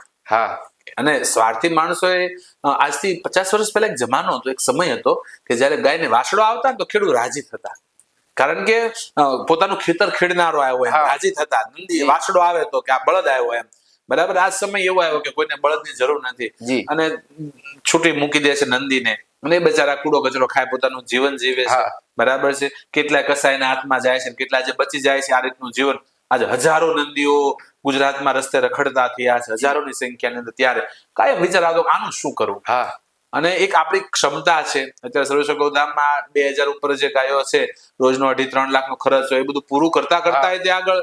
અને ટૂંક સમયની અંદર જે નંદી મુક્ત ગુજરાત નહીં પણ નંદી મુક્ત ભાવનગરનો મારો સંકલ્પ હતો, પણ તમે બોલ્યા છો તો હવે ગુજરાતી ભગવતી કરાવશે. વલ્લીપુર અને ઉમરાળા હાઈવે ઉપર 63 વીઘા જમીન રાખવામાં આવી છે, અને ત્યાં સર્વેશ્વર ગૌધામ રામપર, ત્યાં રામપર ગામ છે, એટલે સર્વેશ્વર ગૌધામ રામપર બની રહ્યું છે. બહુ ભવ્ય. આમ તો ત્યાંનો ટાર્ગેટ બહુ મોટો છે, ગુજરાતની સૌથી મોટી ગૌશાળા બનવા જઈ રહી છે એમ કહી શકું હું. આગળ તો સમય દેખાડશે. અમારો વિચાર નંદીઓ માટે એવો છે કે ડ્રીમ પ્રોજેક્ટ કહી શકીએ અમે, જે કે નંદીઓ આજે રસ્તે રખડતા એને નહીં લઈ. કારણ કે આ તો નંદીઓને લાવીએ તો બધું તોડી ફોડીને બધું 2 દિવસ પૂરું કરી દે કે ગૌશાળા. એ તો બરાબર, પણ 1.5 વર્ષ સુધીના વાસડા લઈશું, જેની ઉંમર 1.5 વર્ષ સુધીની છે. બરાબર છે, 1.5 વર્ષ સુધીના વાસડા અમે લેશું, એને ત્યાં સાચવશું, એની ખસીકરણ કરવામાં આવશે, બળદ બનાવી ત્યાં રાખશું. કોઈ માલિકીનો હોય, રખડતો હોય, કોઈ પણ જગ્યાએ હોય, આ 1.5 વર્ષના વાસડા અમે લેશું. ગામડે ગામડે અભિયાન ચલાવશું, ભાઈ આ ગામના જેટલા વાસડા રખડે છે 1.5 વર્ષ નીચેના, એને ગૌશાળા મોકલાવો. ખેડૂતો જેટલા હશે જે ગાયો રાખતા હશે, માલધારી લોકો જેટલા હશે જે ગૌ પાલન કરતા હશે, એને બધા રિક્વેસ્ટ કરશું કે ભાઈ તમારી પાસે વાસડો જન્મો છે તો તમે ગાય વહુ કે એટલે વાસડો અમને આપી જાઓ, તમે રસ્તે રખડતો મૂકો નહીં. અને એ બધાને ખસી કરી ત્યાં અમે રાખીશું. હવે એક સમય એવો થશે કે 1.5 વર્ષ સુધીનો વાસડો લેવા મળ્યા, એટલે નવો વાસડો કોઈ બજારમાં રસ્તે રખડતો આ થશે નહીં. એટલે હવે જે નવો નંદી કોઈ આવશે નહીં. અને જે નંદી જીવી રહ્યા છે અત્યારે વર્તમાન સમયમાં, આયુષ્ય 10-12 વર્ષની, એ જયારે મૃત્યુ પામશે એટલે પછી નવો નંદી ક્યાં રખડશે નહીં. અને 10-12-15 વર્ષની અંદર આખું ભાવનગર નંદી મુક્ત થઈ ગયું છે, કોઈ ગામની અંદર રસ્તે રખડતો નહીં રહે. અને પછી બીજો પ્રશ્ન ઘણા મને એ પૂછ્યો કે બાબુ બધા નંદી તમે લઈ લેશો, ખસી કરી નાખશો, તો ગાયોનું શું થશે? બીજનું સંવર્ધન, એનું સંવર્ધન નું શું થશે? તો 2 રસ્તા છે. એક તો બીજદાન કરવામાં, કૃત્રિમ AI જે કહેવાય, કૃત્રિમ બીજદાન કરવામાં આવે છે. બીજું, હું એનો પણ થોડા અંશે વિરોધ પણ કરું છું, એવું ન હોવું જોઈએ, બધું પ્રાકૃતિક હોવું જોઈએ, કુદરતી હોવું જોઈએ, તો કૃત્રિમ ગર્ભાધાન ન હોવું જોઈએ. તો પ્રાકૃતિક માટે અમે ગામડે ગામડે સારા નંદી આપીશું, જે આપણે કેમ ભાવનગર બ્લડલાઈન છે, આપણી ગીર ગાય તો આપણી વખણાય ભાવનગરની, આખા વિશ્વની અંદર બ્રાઝિલમાં ઇકોનોમી ઉભી છે આપણી ગીર ગાય ઉપર. તો સારા જે નંદીઓ હોય, જેનું માને દૂધ સારું હોય, જેના પિતાનો જે વંશવેલો સારો હોય, એવા સારા નંદીઓને અમે ગામડે ગામડે આપીશું સંવર્ધન માટે થઈ. કોઈ માલધારી રાખીએ તો કોઈ ગાયો વધારે હોય તો રખડતું નહીં, મોટો પ્રશ્ન, રખડતું નહીં, ઘરે રાખે અને એનાથી સારી ઓલાદ ઉત્પન્ન થશે. આજે ગાય રસ્તે આવી છે એનું પાછળનું એક કારણ છે, એને દૂધ નથી. જી. ક્રોસ બ્રીડિંગ અને ઇન બ્રીડિંગ ના કારણે એનું દૂધ ખતમ થઈ ગયું છે, સ્વભાવ વહી ગયો છે, મિલ્ક પીરિયડ લાંબો નથી રહ્યો. ગાય 2 લીટર દૂધ આપે, 2 લીટરમાં કોઈને પોહાય નહીં ખીરલી બાંધવી. તો સારી ગાયો જન્મ છે, સારી વાછડીઓ જન્મ છે અને સારું દૂધાળો વેલો આવશે. ગાય 10-10, 12 લીટર આપે તો કોણ નો બાંધે કરે? બાંધશે જ. બરાબર. એટલે ગૌ સંવર્ધન પણ થશે અને રખડતા જે નંદીઓ છે એના માટેનો અમારો આખો અભિયાન છે. જન ભાગીદારીથી અમે આખું, આમ તો ત્યાં તો અમારે વિચાર 25-30 હજાર નંદીઓનો છે જ અત્યારથી, કે એ પ્લાન થી અત્યારે ગૌશાળા બનશે કે 25-30 હજાર નંદીઓ ત્યાં અમે સાચવી શકીએ. અને ખુશભાઈ, જ્યારે સમાજ ચૂક્યો છે, આ ભૂલ સમાજની છે, આ કુદરતની દેન નથી. બધી વસ્તુ કુદરતની દેન નથી. કુદરતને કોસવું ખોટું છે આમાં. દાખલા તરીકે દુઃખ છે તો આપણે ઉભું કરેલ આ રોડ બનતો હોય જ્યારે, તો રોડ જ મંજૂર થયો, બમ્પ મંજૂર ન થઈ આવે. રોડ સીધો જ હોય, બમ્પ આપણે નાખતા હોય છે. એમ આ બધું કુદરતે સીધું જ બનાવ્યું છે, આપણે આ બધું ઉભું કર્યું છે. તો સમાજની ભૂલ છે. સમાજ રસ્તો ચૂક્યો છે. જ્યારે સમાજ ચૂકે, સમાજ ભૂલ કરે તો આપણે ત્યાં પરંપરા છે, સનાતની સાધુ આગળ આવતો હોય છે. એટલે ઈ ન્યાય થઈ. અમારું કામ આ બધું થોડું છે. અમે તો ગમે ત્યાં બેસી ભગવાનનું ભજન કરવાનું છે, પરંતુ જયારે સમાજ ચૂકે તો સાધુએ આગળ આવવું પડતું હોય છે. એટલે સમાજને સમજાવી, અને સમાજ આમાં કઈ કરી પણ નથી શકે. દાખલા તરીકે હું તમને કહું, કોઈ 100 વીઘાનો ખેડૂત હોય, તમે એમ કહો 2 ખૂટિયા તમે 2 નંદી બાંધીએ કે? શક્ય જ નથી એના માટે. એટલે આ એક વ્યવસ્થા માટે હવે નંદી મુક્ત ભાવનગર અને તમારા શબ્દો, ગઢવીના મુખના શબ્દ ફળે, ભગવતી કરે અને નંદી મુક્ત ગુજરાત પણ આખું બને. ચોક્કસ પ્રયત્ન કરશે એના માટે પણ. બાપુ, આ સમયમાં હિન્દુ મુસ્લિમના નામે કોમી વિવાદો, કોમી રમખાણો થતા હોય છે, એ બાબતે આપનું શું મંતવ્ય? હા ખુશભાઈ, અત્યારે સાંપ્રત સમયમાં આ બધું વધ્યું છે. થોડુંક કે આ અમારું છે ને આ તમારું છે ને આવું બધું વિવાદ તો વર્ષોથી હાલ્યા આવ્યા છે, પરંતુ અત્યારે વધ્યું છે. ત્યારે હું એક જ વસ્તુ સમજાવવા માંગુ છું કે આ દેશની અંદર બધાને સ્થાન છે. દરેક જીવ, હિન્દુ હોય, મુસ્લિમ હોય, ક્રિશ્ચિયન હોય, જે પણ છે, તો માં છે. માં માટે તો બધા દીકરા સરખા જ છે. 5 દીકરા હોય તો કોણ નાનો, કોણ મોટો, કોણ વાલો, કોણ દવલો, માં માટે બધા દીકરા સરખા છે. આ ભારત વર્ષ દરેક માટે છે. શાંતિ અને પ્રેમથી. બીજી વાત, જ્યાં દેશને તોડવાની વાત આવી, જ્યાં બીજી કોઈ કોમ, બીજી કોઈ જાતિ જ્ઞાતિ હોય એને તોડવાની વાત આવી, સંસ્કૃતિ, એની પરંપરા, આ બધું, તો આ ન થવું જોઈએ. જ્યારે કોઈ આવી વસ્તુ જ્યારે થતી હોય છે એ અટકવી જોઈએ શાંતિ અને પ્રેમથી. આપણે ત્યાં મેં પહેલા પણ વસુધૈવ કુટુંબકમની ભાવના છે. હિન્દુ ધર્મ માટે હું એક વસ્તુ અવશ્ય કહીશ કે આપણે ત્યાં કોઈનો દ્વેષ નથી. કોઈને નીચા બતાવવા આવું હિન્દુ ધર્મની અંદર ધર્મ પ્રોજિત કૈત્ર વોત્ર પરમો નિર્મત્સરાણામ સતામ, કે હિન્દુ ધર્મનો એક પાયો છે કે જ્યાં નિર્મત્સરતા, કોઈનો દ્વેષ કરવામાં આવ્યો નથી. જય જીવ સૂત્ર આપનારી આપણી પરંપરા છે, જ્યાં જીવ માત્રનું કલ્યાણ થતું હોય. તો અહીંયા કોઈનું છીનવી લેવું, લઈ લેવું, આવો કોઈ ભાવ હોતો નથી. પરંતુ કેટલાક લોકો પોતાના રોટલા શેકવા માટે, પોતે આગળ આવવા માટે વિવાદો ઉભા કરતા હોય છે. તમે ગામડાની અંદર ક્યારેક આવો તો ખબર પડે, હિન્દુ મુસ્લિમ બધા એક જ છે. મારી કથાઓ થતી હોય છે. હમણાં ઉમરાળા ગામની અંદર કથા થઈ, બરાબર, આખો મુસ્લિમ સમાજ સેવામાં જોડાયેલો. આનંદ થાય આપણને કે આવડું મોટું ઉમરાળા ગામ અને એકો એક 18 વર્ષ હિન્દુ તો ખરા, મુસલમાનો પણ પાણીના પરોબોની સેવા કરે, કથાઓ સાંભળે. મતલબ જયારે એને ત્યાં કોઈ પ્રસંગ હોય, મુસલમાન ત્યાં હિન્દુઓ બધા જોડાય છે. આ તો કોમી એકતા હોવી જોઈએ. હમણાં બુધેલ ની અંદર ગંગા મૈયા કથાની અંદર મારે ગંગા મૈયા આશ્રમમાં કથા હતી, બરાબર, કેટલા મુસલમાનો ચા પાણીની સેવા આપી, ભાઈ બનીને પોતાના એક છે. એટલે આ બધું ગામડામાં તો એકતા છે જ, પણ કેટલાક લોકો પોતાનું ચલાવવા માટે આ બધું ઉભું કરી અને ઝઘડો કરાવતા હોય છે. ત્યારે દરેક વ્યક્તિએ, કોઈ પણ જ્ઞાતિ ન હોય, એને સમજવું જોઈએ કે આપણે બધા એક માના સંતાન છે, હળી મળીને રહેવું જોઈએ. અત્યારે કોઈ પણ બાબત હોય ને એમાં જાતિગત જ લઈ લે, વિવાદને વધારે ઉશ્કેરવો હોય, વધારે મોટો કરવો હોય તો એ જાતિગત લઈ લે. હિન્દુ મુસ્લિમ ની વાત કરી, કેટલું વેચી દીધું તમે વિચાર કરો. મને ઘણા કહેતા હોય છે, હમણાં બાગેશ્વર વાળા ધીરેન્દ્ર શાસ્ત્રી નીકળ્યા છે કે ભાઈ જાત પાત કી કરો વિદાય, હિન્દુ સબ ભાઈ ભાઈ. બહુ સરસ વાત છે કે આપણે એક જ માના સંતાનો છીએ. ઘણા એમ કે ભાઈ બ્રાહ્મણો ઊંચા થઈ ગયા, ક્ષત્રિયો આ કર્યું ને વૈશ્ય આ કર્યું, શૂદ્ર ને આ અન્યાય થયો, આવી વાતો કરતા હોય છે. વર્ણ વ્યવસ્થા નીકળી જવી જોઈએ, વર્ણ વ્યવસ્થા રહેવી જોઈએ. તમે ગાંધીજીને કદાચ વાંચશો તો ખબર પડશે, ગાંધીજીના પણ આ શબ્દો છે, વર્ણ વ્યવસ્થા હોવી જોઈએ. વર્ણ વ્યવસ્થા હોવી જોઈએ, વર્ણ વિકાર ન હોવો જોઈએ. આ બે વસ્તુ છે. બે વાત છે. વર્ણ વ્યવસ્થા છે એ વિકાર ન થવો જોઈએ. હવે દાખલા કે કોઈ એક ફેક્ટરીની અંદર 4 ભાઈઓ છે એક પરિવારમાં, 4 ભાઈઓનો પરિવાર છે, ધંધો બધો ભેગો છે, તો મોટા ભાઈ વ્યવહાર સંભાળતા છે, ગામ જાવ, હગાવાલામ જાવ. એક ભાઈ છે એ કંપનીનું મેન્યુફેક્ચર સંભાળતા છે, ઉત્પાદન બધું. એક ભાઈ છે તો એ એનું માર્કેટિંગ સંભાળતા હશે, બરાબર છે. એક ભાઈ હશે તો એ ખેતીવાડી સંભાળતા હશે. 4 ભાઈઓ છે તો અલગ અલગ વ્યવસ્થા સંભાળે છે.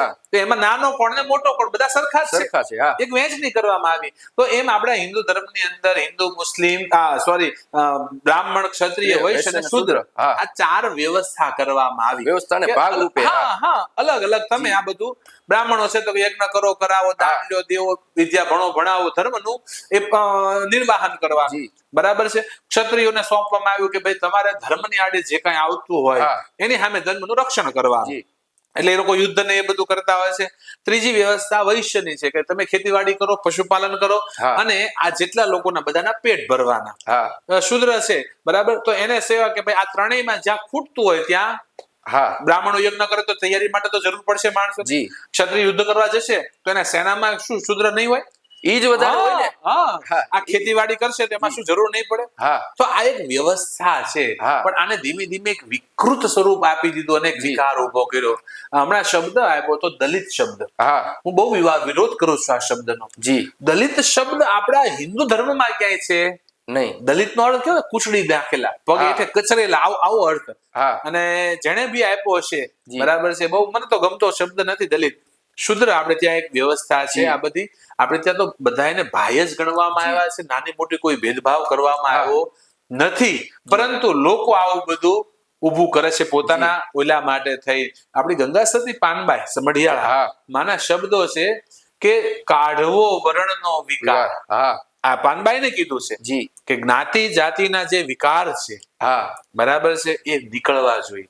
વિકાર એટલે આપણને લોહી વિકાર થાય તો ઈ થાય, હોય નહીં.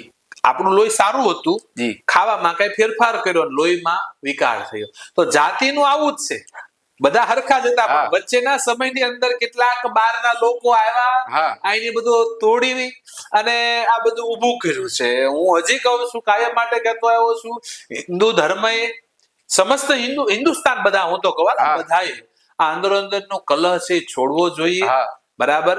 આપણા સંતાનો સાચા ને સારા રસ્તે આવે, કારણ કે આનાથી આપણું ભટકાવવામાં આવે છે, આપણને તોડવા માટે થઈ. અને જ્યારે આપણે અંદર ઝઘડવામાં રહ્યા ત્યારે બહુ દુષ્પરિણામો આવ્યા છે. જ્યારે 700 મુગલો આ દેશની અંદર આવ્યા હતા, આ દેશને લૂંટવા માટે આવ્યા હતા. એને કોઈ શાસન કરવાની ઈચ્છા નહોતી, લૂંટવા માટે આવ્યા. ને આવીને જોયું, એને એમ થયું આ બધા અંદર ઝઘડો કરાવો તો આ બધા ઝઘડે છે, આમાં મજા આવે, આપણે ફાવીએ છીએ, બરાબર છે ને.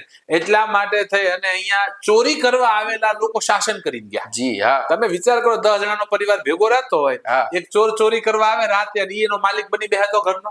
આવી સ્થિતિ આ દેશમાં થઈ, ઝઘડવામાં રહ્યા ત્યાર પછી 200 અંગ્રેજો, ઈસ્ટ ઇન્ડિયા કંપની આ દેશમાં આવી, 200 જ અંગ્રેજો 250 વર્ષ ગુલામ બનાવ્યા. કેટલા? 250 વર્ષ.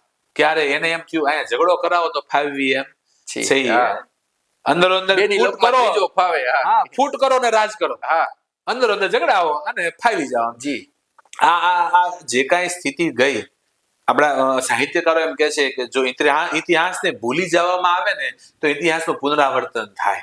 આ સ્થિતિ ફરી દેશમાં ન આવે એટલા માટે અંદરોના જે ઝઘડાઓ છે આ બધા બંધ કરવા જોઈએ, સજાગ જવું જોઈએ. અને આ બધી વ્યવસ્થા છે, આ કોઈ વિકાર નથી. એટલે અમે નાના અમે મોટા આવું કાંઈ આપણા ધર્મશાસ્ત્રમાં લખ્યું નથી. જો આવું જ હોય નાના મોટા તો ભગવાન રામ ગુહને ભેટવા ન જાય, ભગવાન રામ ગુહને ભેટ્યા છે, બરાબર છે. એટલે આવું બધું જે કઈ વિકાર છે આ બધો નીકળી જવો જોઈએ અને બધાને હળી મળીને રહેવું જોઈએ આ દેશની અંદર. બહુ સારી વાત કરી બાપુ આપે. આ સમયમાં બાપુ દેખાવની ભક્તિ વધી ગઈ છે, ટ્રેન્ડ ફોલો કરવા, અમુક વ્યૂ માટે ભક્તિ ના, એવા મૂળ કી કઈ છે નહીં, ભક્તિ દેખાવની ભક્તિ છે. એમાં આપનું શું મંતવ્ય? ભક્તિ છે ને આપણે ત્યાં ધન કહેવામાં આવ્યું છે. ભગવાનની ભક્તિ છે એ ધન છે. અને તમે જોજો આપણી પાસે ધન હોય, રૂપિયો હોય, તો આપણે દુનિયાને દેખાડી કે છુપાવી? મારી પાસે 10 લાખ રૂપિયા હોય તો આમાં હાથમાં લઈ નીકળું, જો 10 લાખ રૂપિયા, જો 10 લાખ રૂપિયા, હે તો 10 લાખ હોય તો આપણે 3 થેલામાં નાખી છુપાવી દઈએ, કોઈ ખબર ન પડી જાય. છુપાવીએ છીએ, બતાવતા નથી. તો ભક્તિ ધન છે, છુપાવવાની વસ્તુ છે, દુનિયાને બતાવવાની નથી. તો હું એક બહુ ચોક્કસપણે કહું છું કે તમે શું કરો છો ને એ દુનિયાને નહીં બતાવો, જોવા વાળો બધું જોવે જ છે. હે પ્રભુ જાણઈ સબ બિનુ હી જનાય. ભગવાનને તો કાંઈ પણ જણાવ્યા વગર બધું જાણે જ છે. તો ભક્તિ કોના માટે? તમારા માટે છે કે દેખાડા માટે છે? આજની અંદર ખુશભાઈ તમે વાત કરો, બધું દેખાડાનો વધી ગયું. જે કાંઈ છે ને આ બધું દેખાડો જ કરો. લોકો એવું જીવન જીવતા થયા છે કે સમાજ હું ઈચ્છે છે. જી, મને આ મોટો પ્રશ્ન છે કે જીવન એવું હોવું જોઈએ આપણા માટે હોય, દુનિયા માટે આ જીવન નથી. દુનિયા તમે ગમે ગયો તમને હારા કહેવાના જ નથી કોઈ દિવસ. કોઈ પણ કામ કરો તમને હારા કહેવાના જ નથી. આજે હું છું, સાદું છું, મારે કોઈની હારે વેર નથી, કોઈની હારે દ્વેષ નથી, કોઈનું લેવું નથી, સેવા કરે તો મને કોસનારા માણસો પડ્યા છે. એટલે દુનિયા છે એ તો કોઈને સારા કીધા નથી. પણ ભક્તિ છે એ આપણા માટે છે, ઈશ્વરને પ્રસન્ન કરવા છે, દુનિયાને રાજી કરવા નથી. આજે સોશિયલ મીડિયાનો જમાનો છે, ઘણા લોકો તમે જે વાત કરો છો એવું હશે, હું માનું છું ત્યાં સુધી, કે પોતાનું સારું દેખાય ને લોકો કે એ બાપુ કે એ વક્તા કે એ વ્યક્તિ કે જે કઈ એનું હોય બહુ મોટા બહુ એ ભક્તિ જે કઈ કરતા હોય, હવન કરતા હોય, તો માળા કરતા હોય, એનું બધું એ જાહેરમાં કરે બધું. મતલબ એક સારું છે, લોકોને પ્રેરણા મળે, પણ પછી ખાલી દેખાવ કરવા માટે જ કરતા હો તો એ વસ્તુ ખોટી છે ને, ના થવી જોઈએ. નાનાથી લોકો ધર્મથી દૂર પણ થતા હોય છે. ઘણા કથાકારો બાપુ પોતાના આર્થિક લાભ માટે કથાઓ કરતા હોય છે, એ બાબતે આપનું શું કેવું? કથા કે ધર્મ, જી, કોઈ પણ વસ્તુ આવા આક્ષેપો લાગતા હોય છે. કોઈ પણ વસ્તુ રૂપિયા માટે નથી, પહેલી વાત. કથા કે ધર્મ કાંઈ પણ બીજો પણ કોઈ પણ ધર્મ નો તમે કરતા રૂપિયા માટે. આજે કેવું હોય કે ભાઈ આ કામ કરવું છે, મંદિર બનાવવું છે, યા તો ગૌશાળા ચલાવી છે, અનુષ્ઠાન ચલાવો તો કથા કરો કે. તો કથા છે ને, ધર્મ છે ને, એ ભગવાનની પ્રાપ્તિ માટે છે, રૂપિયા માટે છે નહીં. ધર્મસ્ય યપ વર્ગસ્ય નાર્થોર્થો યપ કલ્પતે. આ ભાગવત કહે છે કે ધર્મ યપ વર્ગ એટલે સ્વર્ગની પ્રાપ્તિ માટે છે, રૂપિયો કમાવા માટે ધર્મ છે નહીં. અને કથાઓ રૂપિયા માટે થવા લાગી ને એટલે એનો સાર વયો ગયો. જી, એનો કારિતા કણ લોભેણ કથા સારસ તત્વ ગત. પદ્મ પુરાણ કહે છે કે કણ અને ધનના લોભથી લોકો, કણ એટલે કે કથા મળ્યા કરવા, ગેહે ગેહે જને જને. કથામાં યજમાનના જ વખાણ. યજમાનના કથા તો છે જ નહીં, બીજી વાતો જ છે. એટલે એનો મૂળ સાર વયો ગયો. જી, ભાગવતમાં તો લખ્યું છે કે શ્રીમદ ભાગવતની કથા એકવાર સાંભળે અરે મોક્ષ મળી જાય. મળ્યા કોઈને નથી મળતા. એનું કારણ છે કદાચ કહેવા વાળા કે સાંભળવા વાળા ભગવત પ્રીત્યર્થ હોતા નથી. ભગવાન માટે થઈને જો કથા કરવામાં આવે, ભગવત પ્રેમ માટે થઈને જો કથા કરવામાં આવે તો ફળ અવશ્ય મળે. મારો પોતાનો અનુભવ, જયારે કોઈ કથા માટે આવતું હોય છે તો કેવું થઈ ગયું છે કે અમને દુઃખ થાય છે. મને એક સાધુ તરીકે આવીને કોઈ પણ પૂછે કે બાપુ તમારું પેકેજ શું છે? પેકેજ શબ્દ વાપરે. પ્રશ્ન પેકેજ શું છે? એનો મતલબ કે એમાં સંગીત ને સાઉન્ડ ને આ તે બધું એમાં આવી ગયું, તમારા પૈસા બધું આવી ગયું, પેકેજ શું છે? બરાબર છે. તો હું કહું તમે વેચતું ખરીદવા નીકળ્યા છો? શાસ્ત્રને તમે સાધુને તમે ખરીદવા નીકળ્યા છો?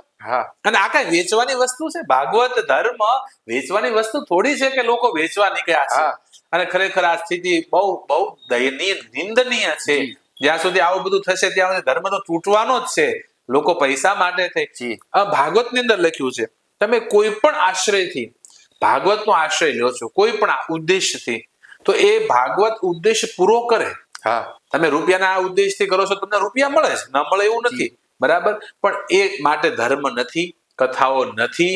અને આના કારણે, અને તમે વાત કરી યજમાનોના વખાણ, તો વ્યાસપીઠ છે ને, વ્યાસપીઠ પ્રભુ એ ભગવાનના ગુણ ગાવા માટે છે. વ્યાસજીએ કોઈના વખાણ નથી કર્યા. જે વ્યાસજીએ ભાગવત લખ્યું એને ભગવાનના જ ગુણ ગાયા છે, ભક્તોના ગુણ ગાયા છે. તુલસીદાસજી રામચરિત માનસ લખ્યું તો ભગવાનના જ ગુણ ગાયા છે. જ્યાં જ્યાં જરૂર લાગી પોતાના મનને સમજાવ્યું કે હવે તું આમાંથી વળીને ભગવાન તરફ આવ, બરાબર. અને ઈ પીઠ ઉપર બેહીને જયારે કોઈ વ્યક્તિના વખાણ શરૂ થઈ જાય ત્યારે એ મૂળ તો રૂપિયાના લોભથી ને ફલાણા વખાણ કરવા. બીજું મને ઘણી વખત કથામાં જાય તો લૌકિક વાતો કોઈ કરતું હોય, મારા હાહરી આમ હતું, મારે હાળી નામ હતું, મારા હારા નામ, તો મને વિચાર આવે કે આ વ્યાસપીઠ સાસુ સસરાની વાતો કરવા માટે છે કે આ ભગવાનના ગુણ ગાવા માટે છે. એટલે વ્યાસપીઠ જે છે એ ભગવાનના ગુણ ગાવા માટે છે. અને એવા વક્તાઓ જયારે થાય ત્યારે આ દેશનું કઈક કલ્યાણ થતું હોય છે. બાપુ આપ સારા એવા વક્તા છો. વક્તા ને પેલા તો વાંચન જોવે. હાજી. તમને કયું એવું પુસ્તક છે જે તમને બહુ પ્રિય હોય? આમ તો મારો ખોરાક કહું ને તો વાંચન. હા. હમણાંથી જો કે છેલ્લા 2 વર્ષથી થોડીક ગૌશાની પ્રવૃત્તિ કથાઓનું કારણે ઓછું હોય છે, તેમ છતાંય મને વાંચન વધારે ગમે અને વાંચન સમય મળે ત્યારે હું કરી લેતો હોઉં છું. એક સમય એવો હતો 5-5 કલાક સુધી વાંચન કરતો.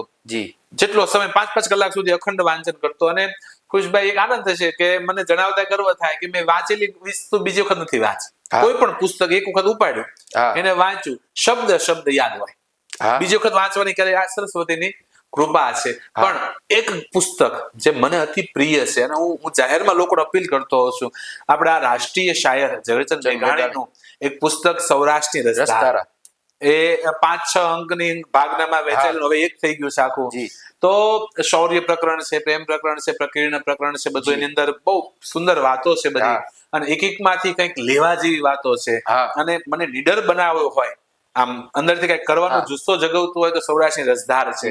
જ્યારે એનું વાંચું છું ત્યારે ખરેખર એક નવી ઉર્જા, નવી ચેતના મળે છે. એટલે સૌરાષ્ટ્રની રસધાર મને અતિ પ્રિય.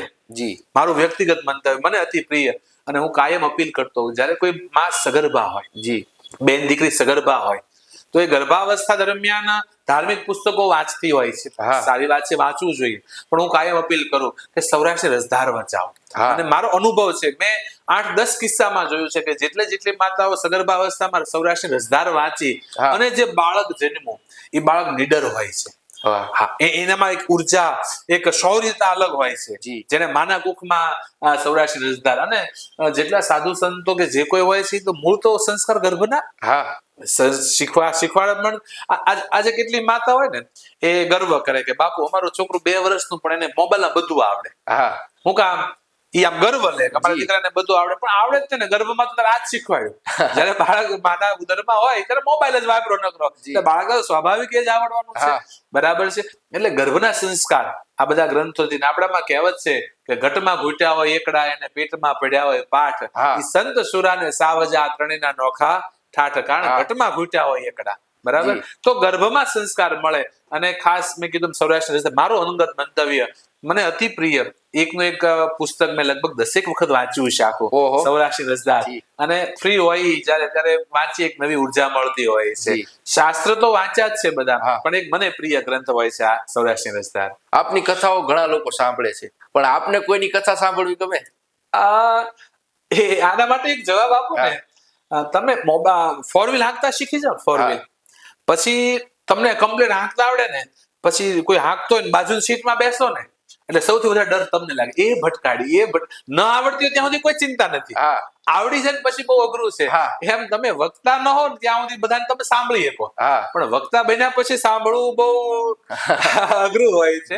પણ હું પહેલેથી એક વિદ્યાર્થી વૃત્તિથી જીવનારો વ્યક્તિ છું કે જ્યાંથી કાંઈ મળે છે લઈ લો.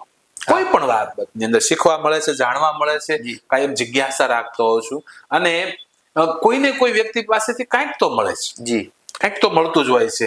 વક્તાની જયારે વાત આવે ત્યારે જયારે ભગવત કથા કરતો હોય કોઈ પણ વક્તા, કથાકાર, ભગવત કથા હોય તો બધાની સાંભળવી ગમતી હોય છે.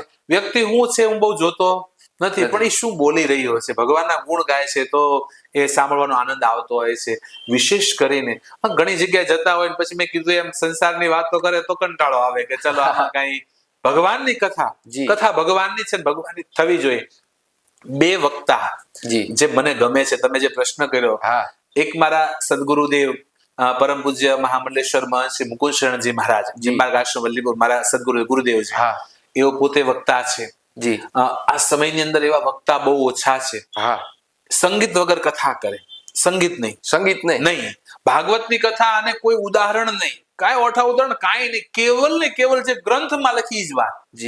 અને કન્ટિન્યુ 6 કલાક, 3 કલાક સવાર, 3 કલાક બપોર પછી, કન્ટિન્યુ 6 કલાક જી કેવલ ગ્રંથની કથા જે વ્યાસજીએ લખ્યું છે એ વાંચે અને ત્યારે ખરેખર અમને સાંભળવાની ઈચ્છા થાય, કારણ કે અમે જે કાંઈ છીએ આજે એમની કૃપા છે. એમની સમય સૂચકતા. અમારા ગુરુજીનું વાત કરું તો કથાનો સમય 3 વાગ્યાનો હોય તો એક્ઝેક્ટ 3 માં 5 બાકી હોય પેલા વ્યાસપીઠ ઉપર બેસી ગયા હોય. જી એવું નથી બન્યું કે 3 ને 5 આવ્યા હોય. અને મેં એને પાસે શીખ્યો છું કે સમય સૂચકતા સાચવવી. અને ખાસ મારી કથામાં પણ એવું થતું હોય કે જે સમય હોય એની કરતા 2 મિનિટ વહેલું પહોંચવાનું, મોડું કોઈ પહોંચવું નહીં.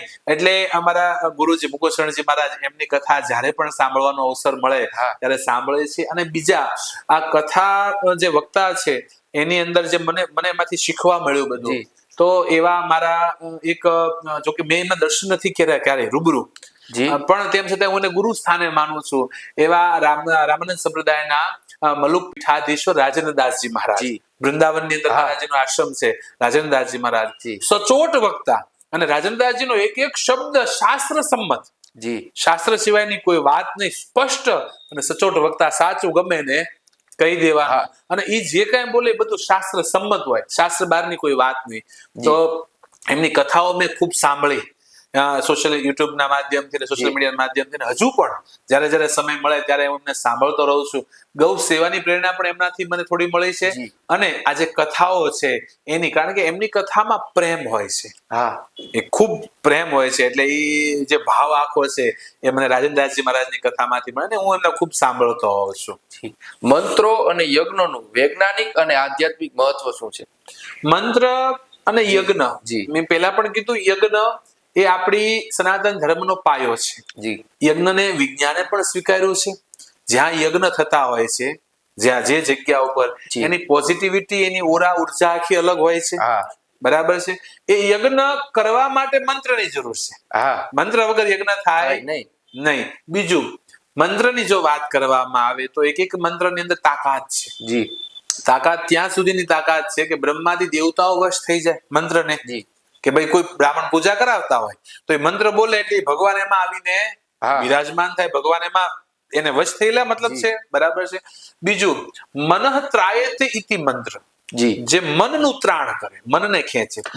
જયારે ઘણા લોકો એમ કે મન ભટક્યા કરે, વિચારો આવ્યા કરે, મન સ્થિર, આવા જે પ્રશ્ન કરતા ને એને હું આ સીધો સાધો કહું, માળા ફેરવો. માળા લઈ અને કોઈ પણ મંત્ર, નામ નહીં મંત્ર, તમને જે ભગવાન રામ, કૃષ્ણ, શિવ, શક્તિ, દુર્ગા, તમને જેમાં શ્રદ્ધા હોય એમાં એના નામની માળા કરો, મંત્ર કરો. અને મંત્ર જપતા જપતા માણસનું મન સ્થિર થઈ જાય. મનને ખેંચનારો છે મંત્ર. અને મંત્રમાં એ તાકાત છે કે આખું વાતાવરણ બદલી શકે. અને યજ્ઞની તો તાકાત ખૂબ છે. અને હું તો અવારનવાર બધાને કહેતો હોઉં છું, યજ્ઞ માટે થઈ કે આજે જન્મદિવસ હોય, લોકો કેક કાપતા હોય છે લગભગ બધાના ઘરની અંદર, નાના મોટા, તો ગામડામાં આવી ગયું બધું. બરાબર છે. આ આપણી સંસ્કૃતિ નથી, પરંપરા નથી. આપણે કેક લાવે, મીણબત્તી સળગાવે, જેટલા વર્ષ છે એટલે ફૂંક મારી દે, ઓલવે. તમને ખબર છે ખુશભાઈ, આ મીણબત્તી ઓલવવે શું કામ? અને એ એટલા વર્ષ થયા એટલે શું કામ ઓલવવામાં આવે, સળગાવે? ખબર છે? આની પાછળનું આખું તમે સર્ચ કરજો ક્યારેક.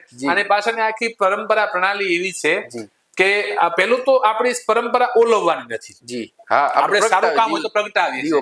કોઈના ઘરની અંદર અજવાળું કરી પ્રગટાવી, મતલબ કોઈના ઘરમાં અજવાળું કરી, કોઈના જીવનમાં અંધકાર હોય તો આપણે અજવાળું કરી પ્રગટાવવાની પરંપરા છે, ઓલવવા નથી.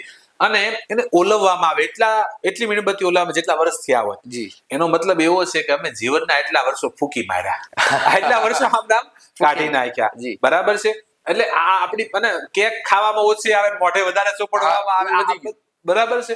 તો હું અપીલ કરું છું કે આપણે હિન્દુસ્તાનમાં રહીએ છીએ. આ સીતા અને ગીતાનો દેશ છે, હિમાલય અને ગંગાનો દેશ છે, આ પિતામહ ભીષ્મ દાનવે કર્ણનો દેશ છે. આ આપણી પરંપરા નથી જે કેક કાપીની બધી. બરાબર છે. તો તમારે ત્યાં કોઈના જન્મદિવસ હોય તો બ્રાહ્મણને બોલાવો ઘરે, યજ્ઞ કરાવો, તમારા બાળકને યજ્ઞ કુંડ પાસે બેસાડો, એને આહુતિ અપાવો, એને ખબર પડે યજ્ઞની શું તાકાત છે, મંત્રની શું તાકાત છે, સાચું સુખ અને સાચી શાંતિ આ યજ્ઞમાં રહેલી છે. એટલે આપણું બાળક પણ આને સમજશે. એટલે યજ્ઞનું ખૂબ મહત્વ આપણા ધર્મની અંદર છે. યજ્ઞ વગર, મંત્ર વગર જે કાંઈ છે આપણી સનાતન પરંપરા ટકી ન શકે.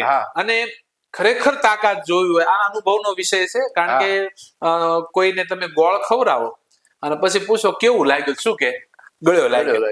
હવે પૂછી ગળ્યું એટલે શું એમ, તો એનું કોઈ વ્યાખ્યા નથી હોતી. ગળ્યું એટલે પૂરું થાય, અનુભવનો વિષય છે. એમાં યજ્ઞની તાકાત છે, અનુભવનો વિષય છે. આજે ભારત દેશ છોડો, વિશ્વમાં યજ્ઞ થવા મળ્યા, કારણ કે એની આખી એક અસર ઉભી થાય છે. બરાબર છે. અને મંત્ર થકી જ યજ્ઞ થતો હોય છે. અને હું એક આપણે ત્યાં પેલા નિત્ય યજ્ઞ થતા, પરંપરા જૂની પરંપરા, આપણે ત્યાં નિત્ય અગ્નિહોત્ર થતા. અને તમે જોજો રસોઈ બની હોય ને એ દેતવા લે અને ઉપર જે રસોઈ બની હોય ઉપર નાખવામાં, પધરાવામાં, જેથી કે એનો ધૂપ થતો. ત્યારે બીમાર ન પડતા કોઈ. બરાબર છે. આજે સીધું ખાવા મળે ને એમાં બધી બીમારી આવી ગઈ છે. નિત્ય યજ્ઞ થતા, જેના ઘરમાં અશાંતિ રહેતી હોય, કંકાસ રહેતા હોય, કોઈ બીમારી હોય, અકારણ હોય આ બધું. ઘણા ઘરમાં જો સુખની કોઈ કમી ને અકારણ ઝઘડાઓ થતા હોય. બરાબર. આવી જેને સ્થિતિ થતી હોય ને જેના ઘરની અંદર, એને હું એક સલાહ આપું, રોજ યજ્ઞ કરો. બ્રાહ્મણ ને બોલાવી જરૂર નથી રોજ કરવા માટે. ક્યારેક કરો તો એના માટે બ્રાહ્મણ બોલાવાના. રોજ પોતે સ્વયં કરો યજ્ઞ. ગાયના છાણા લ્યો, ભારતીય મૂળ નસ્લની ગાય. આ રસ્તે રખડતી ગાય નહીં. હું તો બધાને કહું છું, આ રસ્તે રખડતી ગાયના દૂધ પીવો તો કેન્સર થાય. રસ્તે રખડતી ને ખીલ્લે બાંધેલી મૂળ ભારતીય નસ્લની ગાય, એના છાણા લ્યો, એને તોડી અને ઘીની વાટે તો કપૂરથી પ્રગટાવો અને એની અંદર શુદ્ધ દેશી ગાયનો ઘીની આહુતિ આપો. બરાબર. કમસે કમ 11 આહુતિ તમે આપો અને પછી તમે જોજો 1 મહિનામાં ઘરનું વાતાવરણ બદલાઈ જશે. આ તાકાત છે યજ્ઞની. બાપુ, એ આહુતિ સમયે કોઈ મંત્ર બોલવાનો એ પણ તમે જે ભગવાનને માનતા હો છો, હું એક વાત સ્પષ્ટ કરી દઉં કે ભગવાનમાં કોઈ ભેદ નથી. રામને માનો, કૃષ્ણને માનો, શિવને માનો, શક્તિ જે માનો તે ભગવાન બધા એક જ છે. જે ભગવાનને માનો એ ભગવાનનો મંત્ર બોલીને આહુતિ આપો. તમને જે ભગવાનમાં શ્રદ્ધા હોય એ, હું કૃષ્ણ ઉપાસક તો શ્રી કૃષ્ણ શરણમમ. બરાબર છે. ભગવાન રામનું હોય તો ભગવાન રામનો મંત્ર, શિવના હોય તો ઓમ નમઃ શિવાય. જેમને શક્તિ ના હોય તો ઓમ એમ ક્રીમ ચામુંડાય વિજય. તમે જેને માનતા હોય એનો મંત્ર બોલી અને તમે આહુતિ આપો. પણ એની એક આખી અસર ઊભી થશે. 1 મહિનો યજ્ઞ કરી જો. કોઈ પણ ના ઘરમાં લડાઈ ઝઘડા હોય, અકારણ દવાખાનું, 1 મહિનો યજ્ઞ કરી જો. એની એક તાકાત તમે અનુભવશો. આ અનુભવનો વિષય છે. એટલા માટે સનાતન ધર્મમાં વ્રત, ઉપવાસો અને તીર્થયાત્રાનું શું મહત્વ છે? વ્રત જે આપણે ત્યાં થાય છે, ઉપવાસ થાય છે, સનાતન ધર્મમાં છે, વિજ્ઞાન એ સ્વીકારે છે કે મહિને 1 દિવસ ભૂખ્યું રહેવું જોઈએ. આવું વિજ્ઞાન એ સ્વીકારે છે આપણે પાચન શક્તિઓ માટે, પાચન ક્રિયાઓ માટે. બીજું, વ્રત અને ઉપવાસ એટલા માટે કરવામાં આવતા કે તમે જયારે ઓછું જમો. વ્રતનો નિયમ છે ભૂખ્યું રહેવું. વ્રતનો નિયમ એવો નથી કે ઠાઈ ખાવ. ઉપવાસ એટલે શું છે કે ઓછું જમવું. બરાબર છે. ઉપ એટલે નજીક, વાસ એટલે રહેવું, ભગવાનની નજીક રહેવું. ક્યારે નજીક રહેવું? તમે થોડા ભૂખ્યા હો, તમે ભરપેટ જમો ને એટલે શરીરમાં રજોગુણ વધે, તમને ઊંઘ આવે, આળસ આવે. બરાબર. ઉપવાસ એટલે હળવું જમો, જે શરીર સહજ પચાવી લેતું હોય, કે એને બહુ આળસ કે ઊંઘ ના આવે. હળવું જમવો અને વધારે સમય ભગવાનના ભજનમાં વિતાવો. ઉપવાસનો એટલો જ મતલબ છે, કોઈ સારો દિવસ હોય એ દિવસે તમે ઉપવાસ કરો, ઓછું જમો, તો ભગવાનમાં તમે વધારે સમય વિતાવી શકો. પણ આજના સમયની અંદર ઉપવાસ કરી અને આડા દિવસે ન ખાતા એટલું ખાય. બરાબર છે. તો આ ઉપવાસનો કોઈ મતલબ નથી. આજના સમયમાં તમે આપણે નિયમ છે વ્રત પછી જાગરણ કરવું. તો ઘણી બધા બહેનો, દીકરીઓ, માતાઓ જાગરણ, એવ્રત જીવ્રત ને મોળાકત ને એના જે આપણે વ્રતના જાગરણ કરતા, જાગરણમાં શું કરે? પિક્ચર જોવા જશે, કાં તો ફરવા વયા જશે. હવે તો નવો ક્રેઝ આવ્યો છે. મને તો વિચાર આવે આ બધું ક્યાં દુનિયા પહોંચશે. દીકરીને જાગરણ હોય તો એનો જે સગાઈ કર્યો તો એ છોકરો જાગરણ કરાવવા આવે. આવો ક્રેઝ આવતો જાય છે. બરાબર. હવે ઈ સમય ભગવાનમય વિતાવવાનો છે. જાગરણનો મતલબ છે કે તમે આખો દિવસ ભગવાનનું ચિંતન કર્યું છે, ભગવાનમય વિચાર છો. રાત્રે સુઈ જાવ અને ભગવાન ભૂલાય ન જાય એટલા માટે થઈ અને ભગવાનમય દિવસ રાત્રિ પણ વીતે એટલે અર્ધરાત્રિનું જાગરણ છે. પણ તમે પરાણે જાગતા હો તો એ ઉજાગરા કહેવાય, એ બંધ કરી દેવાય. એ જાગરણ નથી, એ ઉજાગરા કહેવાય. બરાબર છે. એટલે વ્રત રહેવાથી ભગવાનનું ભજન વધારે થાય એટલા માટે છે. બીજું તીર્થનું છે. તો એક ભૂમિની એક અસર હોય છે, દરેક ભૂમિની એક અસર હોય છે. ત્યાં તમે જાઓ તો તમે બહારની દુનિયા બધી ભૂલી જાઓ અને એમાં એક તમે લીન થાવ, આનંદ, સુખ, શાંતિ મળે. તમે જે ડિપ્રેશનમાં આ બધું દૂર થતું હોય છે. દરેક જે ભૂમિની એક અસર હોય છે. તો જ્યાં દેવ ભૂમિ હોય, જ્યાં ભગવાનનો વાસ હોય, ત્યાં તમે જાઓ એટલે તમને સારા વિચારો આપતા હોય, તમને સારા વિચારની એક અસર વાતાવરણમાં રહે. તો જયારે થાકો, હારો, કંટાળો, બરાબર, ત્યારે તીર્થ સ્થાનની અંદર જાય અને પોઝિટિવ ઉર્જા આપણને મળે, એક સારા વિચાર, હકારાત્મક વિચારો મળે, એક શાંતિ, સુકૂન મળે. એટલા માટે આપણે ત્યાં તીર્થાટનનો નિયમ છે ને જવું જોઈએ. અમુક સમય તીર્થમાં આપણે જવું જોઈએ. પાપ, પુણ્ય, મોક્ષ, પુનર્જન્મ એમાં બાપ માનો ખરા? અને તે કેટલું સત્ય? 100% સત્ય છે. 100%. પાપ, પુણ્ય, પુનર્જન્મ 100% સત્ય છે. આપણું શાસ્ત્ર કહે છે સત્ય છે. અને પુનર્જન્મના અનેક કિસ્સાઓ છે સામે. પુનર્જન્મના અનેક કિસ્સાઓ આપણી સામે છે કે જેને આપણે સ્વીકારવું જ પડે. બીજું, પાપ અને પુણ્યનું આપણા શાસ્ત્રમાં બહુ સુંદર વર્ણન છે કે તમે જે કાંઈ કરશો એ ભોગવવું પડશે. તમે પાપ કર્યું હશે તો દુઃખ ભોગવવું પડશે, પુણ્ય કર્યું છે તો સુખ ભોગવવું પડશે. અને તમે એક વસ્તુ સહજ માનો કે કોઈ બાળક નાનું જન્મ અને એને દુઃખ પડતું, આપણને વિચાર આવે કે આને શું કર્મ કર્યું કે આને દુઃખ પડે છે. એના પૂર્વનું જે પાપ હોય એ બધું પણ એને ભોગવવું પડે. કર્મ પાપ પુણ્ય સાથે બંધાયેલો છે. તમે જે કાંઈ કરશો ને આ બધું તમારે ભોગવવું પડશે. સારું કરશો તો ભોગવવું પડશે. ખરાબ ઘણા શું કરે કે 5 પાપ કર્યા હોય પછી 10 પુણ્ય કરે. 5 પાપ હોય 10 પુણ્ય, કે ભાઈ ઈ 5 પાપ પુણ્ય માંથી બાદ કરી દે અમને પુણ્ય વધે. ના, આવી કોઈ વ્યવસ્થા ભગવાનના દરબારમાં છે જ નહીં. યમરાજના દરબારમાં આવી સરવાળા બાદબાકીની કોઈ વ્યવસ્થા છે નહીં. જે કરો એ ભોગવવું પડશે. પાપ કરશો તો દુઃખ ભોગવવું પડશે, પુણ્ય કરશો તો સુખ ભોગવવું પડશે. પણ આ ભાવનગરના નાઝીરના મને શબ્દ યાદ આવે કે જમાનાના બધા પુણ્યો જમાનાને મુબારક હો, હું પરખું પાપને મારા એવા મને નયન દે છે. કે પુણ્ય થાય ન થાય કઈ વાંધો નહીં, પાપ ન થાય, તમારાથી કોઈ દુખી ન થાય, તમે સારું કરી શકો ન કરી શકો કાંઈ નહીં, તમે કોઈ નડો નહીં. બસ આ મોટા મોટું પુણ્ય છે, મોટા મોટી ભક્તિ હું માનું છું. તમે કોઈને નડો નહીં, બસ આ વસ્તુ. પાપથી છેટા રહેવું, પુણ્ય આપણે થાય તો સારી વાત, ન થાય તો કઈ વાંધો નહીં, પણ પાપ જીવનમાં ન થાય, બસ એ આપણી દ્રષ્ટિ રહેવી જોઈએ. બાપુ, આપણે પેલા વાત કરી કે યજ્ઞો વિદેશમાં પણ થાય છે. વિદેશના લોકો આપણા ધર્મ સાથે વધારે આકર્ષિત થાય છે, જોડાય છે. એનું શું કારણ છે અને આપણે તેની પાસેથી શું શીખવું જોઈએ? વિદેશની અંદર શું ને તો આપણી સનાતનની અંદર જે પરંપરા સંસ્કૃતિઓ છે બધી બરાબર, આવી કઈ વ્યવસ્થા નથી. હવે કોઈ પણ જીવ છે, હું છું, તમે છે, કોઈ પણ જીવ આ શું શાના માટે દોડે છે? આજે તમે સવારમાં જાગી સાંજ સુધી કામ કરો છો, શાના માટે કરો? પોતાના માટે, પરિવાર માટે, પૈસા માટે, શાંતિ અને આનંદ માટે. શાંતિ અને આનંદ માટે. કદાચ તમે કોઈ એમ કે ઘરે તમને બધું મળી જશે તો તમે કાંઈ કરો નહીં. બીજું તમને અહીંયા આપી દે, તમે રસોઈ કરીને જમો છો, તમને શરીર તકલીફ પડી પણ તમને ભૂખ જ ન લાગે તો દરેક જીવ પ્રેમ, શાંતિ અને આનંદ આ 3 માટે દોડે છે. દરેક જીવ માત્ર, બરાબર છે? એમ એ લોકો પણ એના માટે દોડે છે.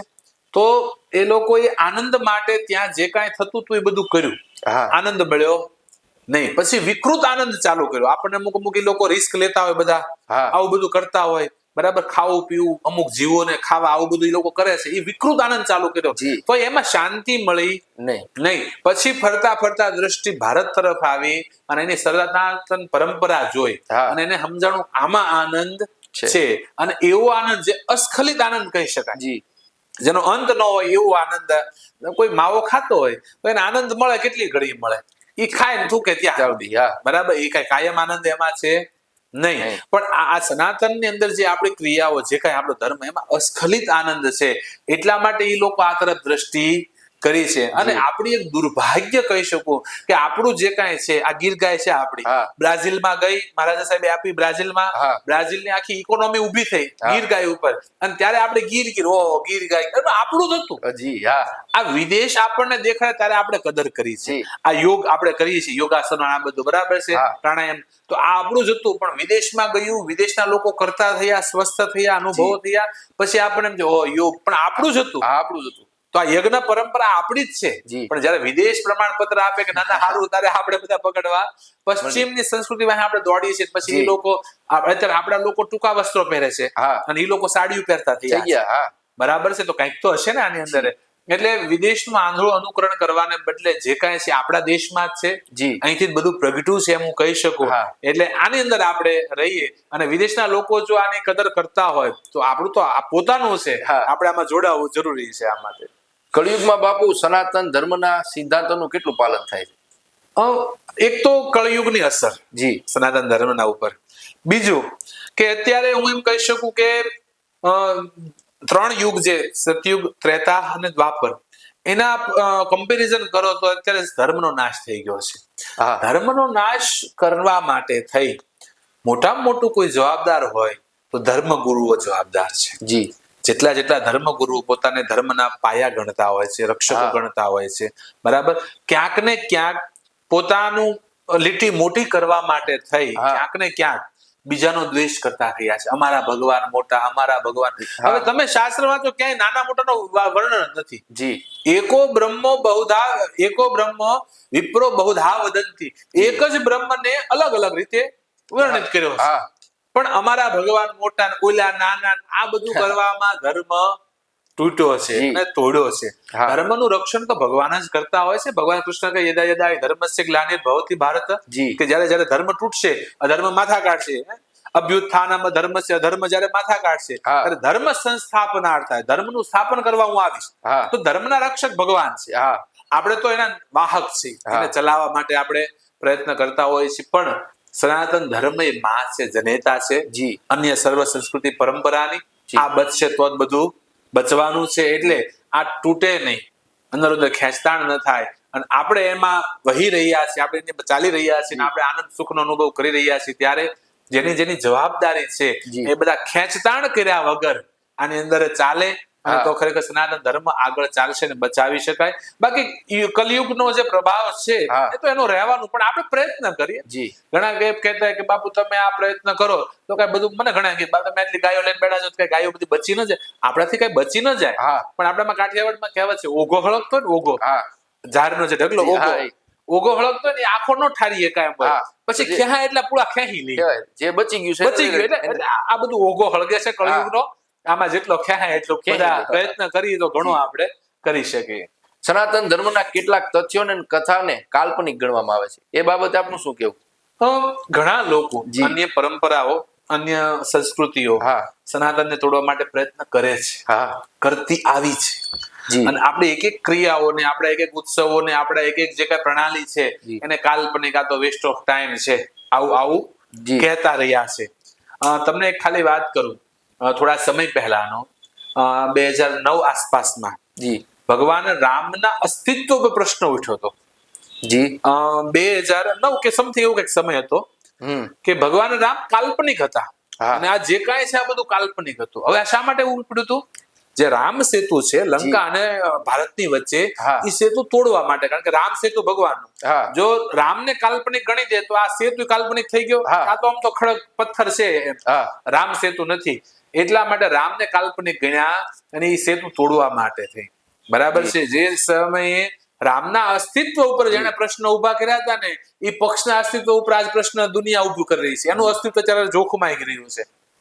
જે ક્રિયાઓ આપણી છે, કારણ કે ઉત્તરાયણ છે, આપણે ઉત્તરાયણમાં આપણે પતંગ ચગાવીએ, બરાબર છે, બધા ચગાવતા હોય છે. હવે એનો વિરોધ થાય, પતંગ ન ચગાવવી જોઈએ, આ ન થવું જોઈએ, બરાબર છે.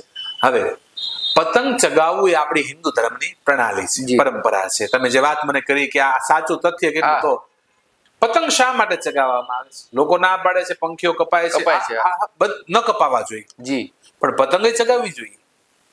બરાબર છે. એની સેફટી માટે થઈ. હવે શું કામ પતંગ ચગાવવામાં આવે છે? તો જયારે મકર સંક્રાંતિ આવે, સૂર્ય ધન રાશિમાંથી મકરમાં પ્રવેશ કરે. સૂર્ય 6 મહિના ઉત્તરાયણ હોય, 6 મહિના દક્ષિણાયન. અત્યારે એનું જે દક્ષિણાયન ચાલે, સૂર્ય આ બધું નમેલો છે. ધીમે ધીમે ઉત્તરાયણ આવશે એટલે ઉપર આવશે. જયારે ઉત્તરાયણમાં પ્રવેશ કરે, મકર રાશિમાં સંક્રાંત થાય એટલે પ્રવેશ કરે, એ મકરમાં પ્રવેશ થતા સૂર્યના જે કિરણો વક્રી થાય, એ વક્રી થયેલા કિરણો જયારે માણસની આંખમાં આવે ને, ત્યારે એ આંખની રોશની વધારે. એટલે એ સમયે આકાશમાં સૂર્ય સામે જોવું. આ એક ઓલું હતું. હવે લોકો એમનામ તો જોતા નહોતા, એટલે આપણા વડીલોએ આ પતંગનું જ કર્યું કે તમે પતંગ ચગાવવા આકાશમાં તો જોવાના જ છો, બરાબર. એટલે અનાયાસ, પણ એના માટે સમય છે, 1 પ્રહર પહેલો અને 1 પ્રહર છેલ્લો. એટલે સવારે 10 વાગ્યા સુધી અને સાંજે 5 વાગ્યા પછી સૂર્ય સામે જોવું. બરાબર. આપણે તો બધું વિકૃત કરી દીધું, બપોરે ડીજે બીજે લઈને ચડી જાય, ગોગલ્સ પહેરી પતંગ એને ચગાવે, એનો તો કોઈ મતલબ જ નથી. ગોગલ્સ પહેરીને તમે પતંગ ચગાવો એનો કોઈ મતલબ નથી. એટલે આપણી જે કઈ પરંપરા છે, સંસ્કૃતિ, એ બહુ તર્કબદ્ધ છે. વડીલો જે કાંઈ કર્યું છે આ બધું તર્ક સંલગ્ન. ભાદરવા મહિનાની અંદર આપણે હરાદ આવે, ખીર આવે, બરાબર છે. તમે જોજો આખા વર્ષમાં સૌથી વધારે પિત્ત ભાદરવામાં થાય, અને પિત્ત માટેનો અક્ષર ઇલાજ ખીર, ગાયના દૂધની ખીર, જાયફળ નાખેલી, એ પિત્તનો અક્ષર ઇલાજ છે, બરાબર. એટલે એ સમયે આ ખાવું આપણા માટે આ બધું, એટલે આપણી પ્રણાલી જે કાંઈ છે બહુ તર્કસંગત છે, પણ આપણે નથી સમજી શકતા. એટલા માટે આપણે એનો વિરોધ કરતા આવ્યા છીએ. કોઈનું મૃત્યુ થાય છે અને એને જયારે એનો દેહ પ્રાણ વયો જાય, પછી એને જમીન ઉપર ગાયના છાણ કરીને એને સુવરાવવામાં, ગાર કરે ગાયના છાણ, બરાબર. હવે ગાયનું કેમ, ભેંસનું કેમ નહીં? અન્ય બીજું કેમ કાંઈ નહીં. જી. બરાબર. ગાયના છાણમાં તાકાત છે કે જ્યારે શરીર જીવ વયો જાય એટલે શરીર બગડવા માંડે, સડવા માંડે, તરત એમાં પ્રક્રિયા શરૂ થઈ જાય સડવાની, બેક્ટેરિયા નીકળતા, વાયરસ નીકળતા. તો ગાયના છાણમાં તાકાત છે કે જ્યારે શરીર બગડતું હોય એમાં બેક્ટેરિયા વાયરસ જે હોય એને ખેંચી લે, જેથી કરીને બીજાને અસર કરે નહીં. બરાબર. જ્યારે એનું મૃત્યુ થાય ને શબ યાત્રા શમશાન યાત્રા નીકળે તો પેલી કુલડી લે, કુલડી, તો કુલડીની અંદર તમે જોજો ગાયના છાણા નાખવામાં આવે અને એને તાપ ન કરે, એને ધૂંધવાતો ધુમાડો કરે. હવે શા માટે? તો કે ત્યાં અગ્નિ કરવા. હવે તો પેલા સમયમાં અગ્નિ નહોતો, બે જગ્યાએ અગ્નિ, એક ચૂલામાં ને એક યજ્ઞશાળા, બે અખંડ અગ્નિ હતા, બાકસ નહોતા ત્યારની વાત. બરાબર. તો હવે તો બાકસ આવી ગયા, હું કામ ઘરે જ લઈ જાઉં ધુમાડો કરતું કરતું. બરાબર. પણ એની પાછળ બહુ મોટું કારણ છે, એટલે આપણે હજી પરંપરા ચાલુ છે. એની અંદર ગાયના છાણા સળગાવેલા હોય અને એનો ધુમાડો હોય. હવે જો અગ્નિ માટે હોય તો એક જણો આગળ લઈને વિયો જાય તો અગાઉ, યા તો જે પહોંચે પછી પાછળથી લઈને આવે તો, પણ નહીં, એ જે શબ હાલતું હોય એની આગળ આગળ જ ચાલવાનું એને. બરાબર. કારણ કે ગાયનું છાણું જયારે સળગે એમાં જે ધુમાડો નીકળે, ધુમાડામાં તાકાત છે વાતાવરણમાં જે શબમાંથી જે બેક્ટેરિયા વાયરસ નીકળે એનો નાશ કરી દે છે. એટલે એમાંથી નીકળેલા બેક્ટેરિયા વાયરસ કોઈને નુકસાન ન કરે, એટલે એક આ પ્રણાલી આપણે ત્યાં ચાલુ થઈ જે આપણે ટકાવી છે. એટલે આપણી દરેક ક્રિયાની પાછળ તર્ક છે, તર્ક વગરનું કાંઈ છે નહીં, એની પાછળ વૈજ્ઞાનિક કારણ છે, પણ આપણે સમજી નથી શકતા એટલે દૂર આપણે એનાથી થઈ રહ્યા છીએ. આપ બાપુ નિંબાર્ક સંપ્રદાયથી ના સાધુ છો, એ પરંપરાથી ઉજળી પરંપરાથી જોડાયેલા છો. એની ગાદી વિશે અને તેની ઉજળી પરંપરા વિશે જણાવો, કારણ કે તે માહિતી ઘણા લોકો પાસે નથી, મારી પોતા પાસે પણ નથી. નિંબાર્ક પરંપરા આપણા સનાતન ધર્મની જે પરંપરાઓ છે, જે સંપ્રદાયો છે, આમાં સૌથી જૂનામાં જૂનો સંપ્રદાય કોઈ હોય તો નિંબાર્ક સંપ્રદાય. ભગવાન કૃષ્ણ જયારે ધરાધામનો ત્યાગ કરી સ્વધામ ગયા, ત્યાર પછી 100 વર્ષ પછી ભગવાન ગયા ત્યાં સુધી ધર્મ ભગવાનને આધીન હતો. ભગવાન ગયા પછી ધર્મ ડગવા લાગ્યો. બરાબર છે. અને હવે ધર્મનું રક્ષણ માટે ભગવાને કેમ કીધું હું યુગે યુગે અવતાર લઉં છું, પણ જયારે અતિ થયું ત્યારે ભગવાન આવ્યા, પણ જયારે જયારે જરૂર પડી તો ભગવાનના કોઈ અંશ આવ્યા છે, સાધુના સ્વરૂપે, કોઈ પણ સ્વરૂપે. આપણે જેટલા રામદેવપીરજી મહારાજ છે ભગવાનનો અંશ કહેવાય. બરાબર. ભગવાનનું પૂર્ણ સ્વરૂપ નહીં, પણ અંશ સ્વરૂપે ધર્મનું રક્ષણ કરવા માટે આવ્યા. તો જયારે જયારે જરૂર પડી તો ભગવાન અંશ સ્વરૂપે આવ્યા. તો ભગવાનના ગયા પછી ધર્મ ડગવા લાગ્યો, તો ભગવાને પોતાનું જે સુદર્શન ચક્ર છે એને આજ્ઞા કરી જાઓ તમે પૃથ્વી પર અવતાર લ્યો. અને ભગવાનનું સુદર્શન ચક્ર એ જ નિંબાર્કાચાર્ય. એમને નિંબાર્ક સ્વરૂપે એમનું નામ નિયમાનંદ હતું. નિયમાનંદ સ્વરૂપે એમને અવતાર લીધો. ઘણા વર્ષો સુધી દક્ષિણમાં ભગવાન પ્રાદુર્ભાવ થયો નિંબાર્કાચાર્યનો. પછી વૃંદાવનની અંદર ત્યાં નજીક આવી નીમગાંવમાં આવી વસવાટ કર્યો. હવે નિંબાર્ક નામ કેમ પડ્યું? કે એમનું બહુ ખ્યાતિ, એમનું બહુ નામ હતું, મતલબ એમનું ભજન નિયમાનંદનું. તો એમની પરીક્ષા કરવા બ્રહ્માજી આવ્યા અને સાંજનો સમય હતો એટલે બ્રહ્માજી ચર્ચા, મતલબ યતિના સ્વરૂપે ચર્ચા કરતા કરતા સાંજ પડી ગઈ, સૂર્યાસ્ત થઈ ગયો. હવે ઘણા સાધુ નિયમ હોય સૂર્યાસ્ત પછી જમે નહીં, જેવા ચોવિયાર જૈન લોકો કરે, સૂર્યાસ્ત પછી જમે નહીં. એટલે નિયમાનંદે કીધું કે હાલો પ્રસાદ તૈયાર છે, કે હવે સૂર્યાસ્ત થઈ ગયો, મારે જમવાનો સમય વયો ગયો, હું હવે જમું નહીં. એટલે નિયમાનંદ એમ થયું કે કોઈ સાધુ ભૂખ્યા રહે સારું નહીં. એટલે સાધુ ભૂખ્યા ન રહે એટલે જે લીમડાનું વૃક્ષ હતું, લીમડામાં એમણે સૂર્ય દેખાડ્યો, પોતાનું એક સુદર્શન ચક્ર હતા સ્વરૂપ, સુદર્શન ચક્ર સ્વરૂપ. એટલે એક તેજ લીમડામાં મૂક્યો અને દેખાડ્યો જો સૂર્ય આત્મો નથી, જો રહ્યો સૂર્ય, જમી લો તમે. એટલે લીમડામાં લીમડો એટલે નીમ, અને નીમમાં અર્ક એટલે સૂર્ય. લીમડામાં સૂર્યના દર્શન કરાવ્યા એટલે ત્યારથી બ્રહ્માજીને નામ નિંબાર્ક નામ આપ્યું આચાર્યશ્રી. અને પછી આખી પરંપરા ચાલી. આજે સંપ્રદાયની મુખ્ય આચાર્ય પીઠ રાજસ્થાનની અંદર કિશનગઢ નજીક સલેમાબાદ ની અંદર છે. જયારે મુગલોનો અતિશય ત્રાસ હતો જે તે સમયની અંદર, અને સનાતન ધર્મને તોડતા અને લોકોને બળજબરી એની નાતમાં ભેળવતા હતા, ત્યારે પરશુરામ દેવાચાર્યજી મહારાજ, આ પરંપરાના એક આચાર્ય પરશુરામ દેવાચાર્ય ફરતા ફરતા ત્યાં આવ્યા અને ત્યાં એને પીઠ સ્થાપી અને બધું શાંત બધું કર્યું. અને પરશુરામ દેવાચાર્ય ત્યાંના જે મુગલ હતા, જે રાજા હતો એનો બાદશાહ, એને સંતાન હતો ને એને દીકરો આપેલો, એનું નામ એને સલીમ પાડેલું, અને એના નામ ઉપર ગામનું નામ સલેમાબાદ પડ્યું, જે આખું નિંબાર્ક સંપ્રદાયને અત્યારે ભેટ સ્વરૂપે આપવામાં આવેલું. હવે પરંપરાની વાત કરું તો રાધાકૃષ્ણની યુગલ ઉપાસના થતી હોય છે, યુગલ મહામંત્ર હોય છે, અષ્ટાદશાક્ષર ગોપાલ મંત્ર દીક્ષા દેવાતી હોય છે. બરાબર. મુખ્ય ઉપાસના રાધાકૃષ્ણ ભગવાનની. આ પરંપરાની અંદર ગુરુ કરતા ભગવાનનું મહત્વ મોટું છે આ પ્રતિપાદિત કરે છે. આજે તમે ઘણા ધર્મ, ઘણા સંપ્રદાયમાં જોશો ને તો ભગવાનનું ઠેકાણું છે ગુરુ જ મહાન, ભગવાન કરતા મોટા ગુરુ. કે ભગવાન એક બાજુ રહી જાય, ગુરુનું તે પૂજા થતી હોય છે. બરાબર છે. તો નિંબાર્ક સંપ્રદાયની અંદર ભગવાન કરતા મોટા ગુરુ હતા નથી. અને વાત એ સાચી, ગુરુ રસ્તો દેખાડનારું છે, ભગવાન સુધી લઈ જનારનારું છે, ગુરુ એ ભગવાન નથી. આપણે ત્યાં એક દુહો છે કબીરનો, ગુરુ ગોવિંદો નો ખડે કિસકો લાગુ પાય, બલિહારી ગુરુદેવ કી ગોવિંદિયો દિખાય. કે ભગવાન અને ગુરુ બંને ઉભા હોય તો કોને પગે લાગવા, તો કે ગુરુના પગમાં. આ હતા તો ભગવાન મળ્યા. પણ તમે જોજો, ગુરુનું મહત્વ ત્યારે છે જોઈ ભગવાનને લાવી દેતો. ભગવાનનું ઠેકાણું ગુરુના એકલા પગ પૂજતા હોય તો એ ગુરુનું કોઈ મહત્વ નથી. એટલે ગુરુ કરતા ભગવાનનું પદ મોટું છે. આ પરંપરામાં પ્રતિપાદિત થયું છે. બીજું, અત્યારે વર્તમાન શ્રીજી મહારાજ, તમને એ વાત કરું કે નિંબાર્ક સંપ્રદાયની અંદર જે આચાર્ય હોય ને એનું નામ નથી લેવાતું, એને શ્રીજી મહારાજ કહેવામાં આવે છે. એને માનથી શ્રીજી મહારાજ કહેવામાં આવે છે. બીજું, નિંબાર્કાચાર્ય જેટલા હોય એ રાધાજીનું સ્વરૂપ ગણવામાં આવે છે, જે આચાર્ય હોય. અને તમે આખી પરંપરા જોશો તો જે આચાર્ય હશે ને એટલા સ્વરૂપવાન હશે, રૂપાળા, કારણ કે રાધાજીનું એ અંશ ગણવામાં આવે છે. અને આ આચાર્ય નક્કી કેમ થાય કોને આચાર્ય બનાવવા, તો જગતગુરુ પીઠ કહેવાય. જે સનાતન ધર્મની જે 8 જગતગુરુ પીઠ, 4 શંકરાચાર્ય પીઠ ને 4 વૈષ્ણવાચાર્ય પીઠ, એમાંની એક પીઠ છે નિંબાર્કાચાર્ય પીઠ. તો એના આચાર્ય માટે નિંબાર્કાચાર્યનો આદેશ છે કે વર્તમાન આચાર્ય જયારે વૃદ્ધ થાય અને નવા આચાર્યની જરૂર પડે ત્યારે ગૌડ બ્રાહ્મણ કુળમાંથી કોઈ નાની ઉંમરે બાળક દીક્ષા લેશે. બાળક એટલે 7 વર્ષ અંદરનું બાળક. અને ઈ એનામાં આચાર્ય બનવાની તમામ લાયકાત હશે અને ઈ જગત ગુરુ બનશે. તો જેટલા આચાર્ય થયા, વર્તમાન જે આચાર્ય થયા અત્યારે શામશરણ દેવાચાર્યજી મહારાજ, એમણે 5 વર્ષની ઉંમરે દીક્ષા લીધેલી છે. 5 વર્ષે સાધુ, સમસ્ત કાંઈ છોડી 5 વર્ષે દીક્ષા, અને 26 વર્ષે તો જગત ગુરુ બન્યા છે. એની પહેલા જે આચાર્ય શ્રી ધામ પધાર્યા, લાદા સર્વેશ્વર શરણ દેવાચાર્યજી મહારાજ, શ્રીજી મોટા શ્રીજી મહારાજ અમે જેને કહીએ, તો એ શ્રીજી મહારાજે 6 વર્ષની ઉંમરે દીક્ષા લીધેલી. 14 વર્ષે જગત ગુરુ બન્યા. 14 વર્ષનું બાળક પોતાનું કામ ન કરી શકતું હોય વ્યવસ્થિત, ઈ ઉંમરે જગત ગુરુના પદ ઉપર બેસવું, સર્વોચ્ચ સ્થાન જેને કહી શકાય. અને મોટા શ્રીજી મહારાજ જયારે ધામ ગયા ને, એનું ખાલી નાની એવી વાત કરું. પરંપરાની અંદર પ્રચાર પ્રસાર નથી કરાતો, મૌન રીતે. તો ભગવાન માટે, મેં પહેલા પણ કીધું, જે કાંઈ છે ભગવાન માટે છે, દુનિયાને દેખાડવા માટે નથી. તો જયારે મોટા શ્રીજી મહારાજ ધામ ગયા, એની અલૌકિક વાત તમને કરું કે એમને ખ્યાલ આવી ગયો હતો કે મારે હવે લીલા સંવરણ પૂરું કરવાનો સમય આવી ગયો છે. એટલે શ્રીજી મહારાજે જે એમના પછી જે ગાદી ઉપર આવવાના, એમને વાત કરી દીધી કે આ એટલા સમયની અંદર હું મારી લીલા પૂરી કરવાનું છું.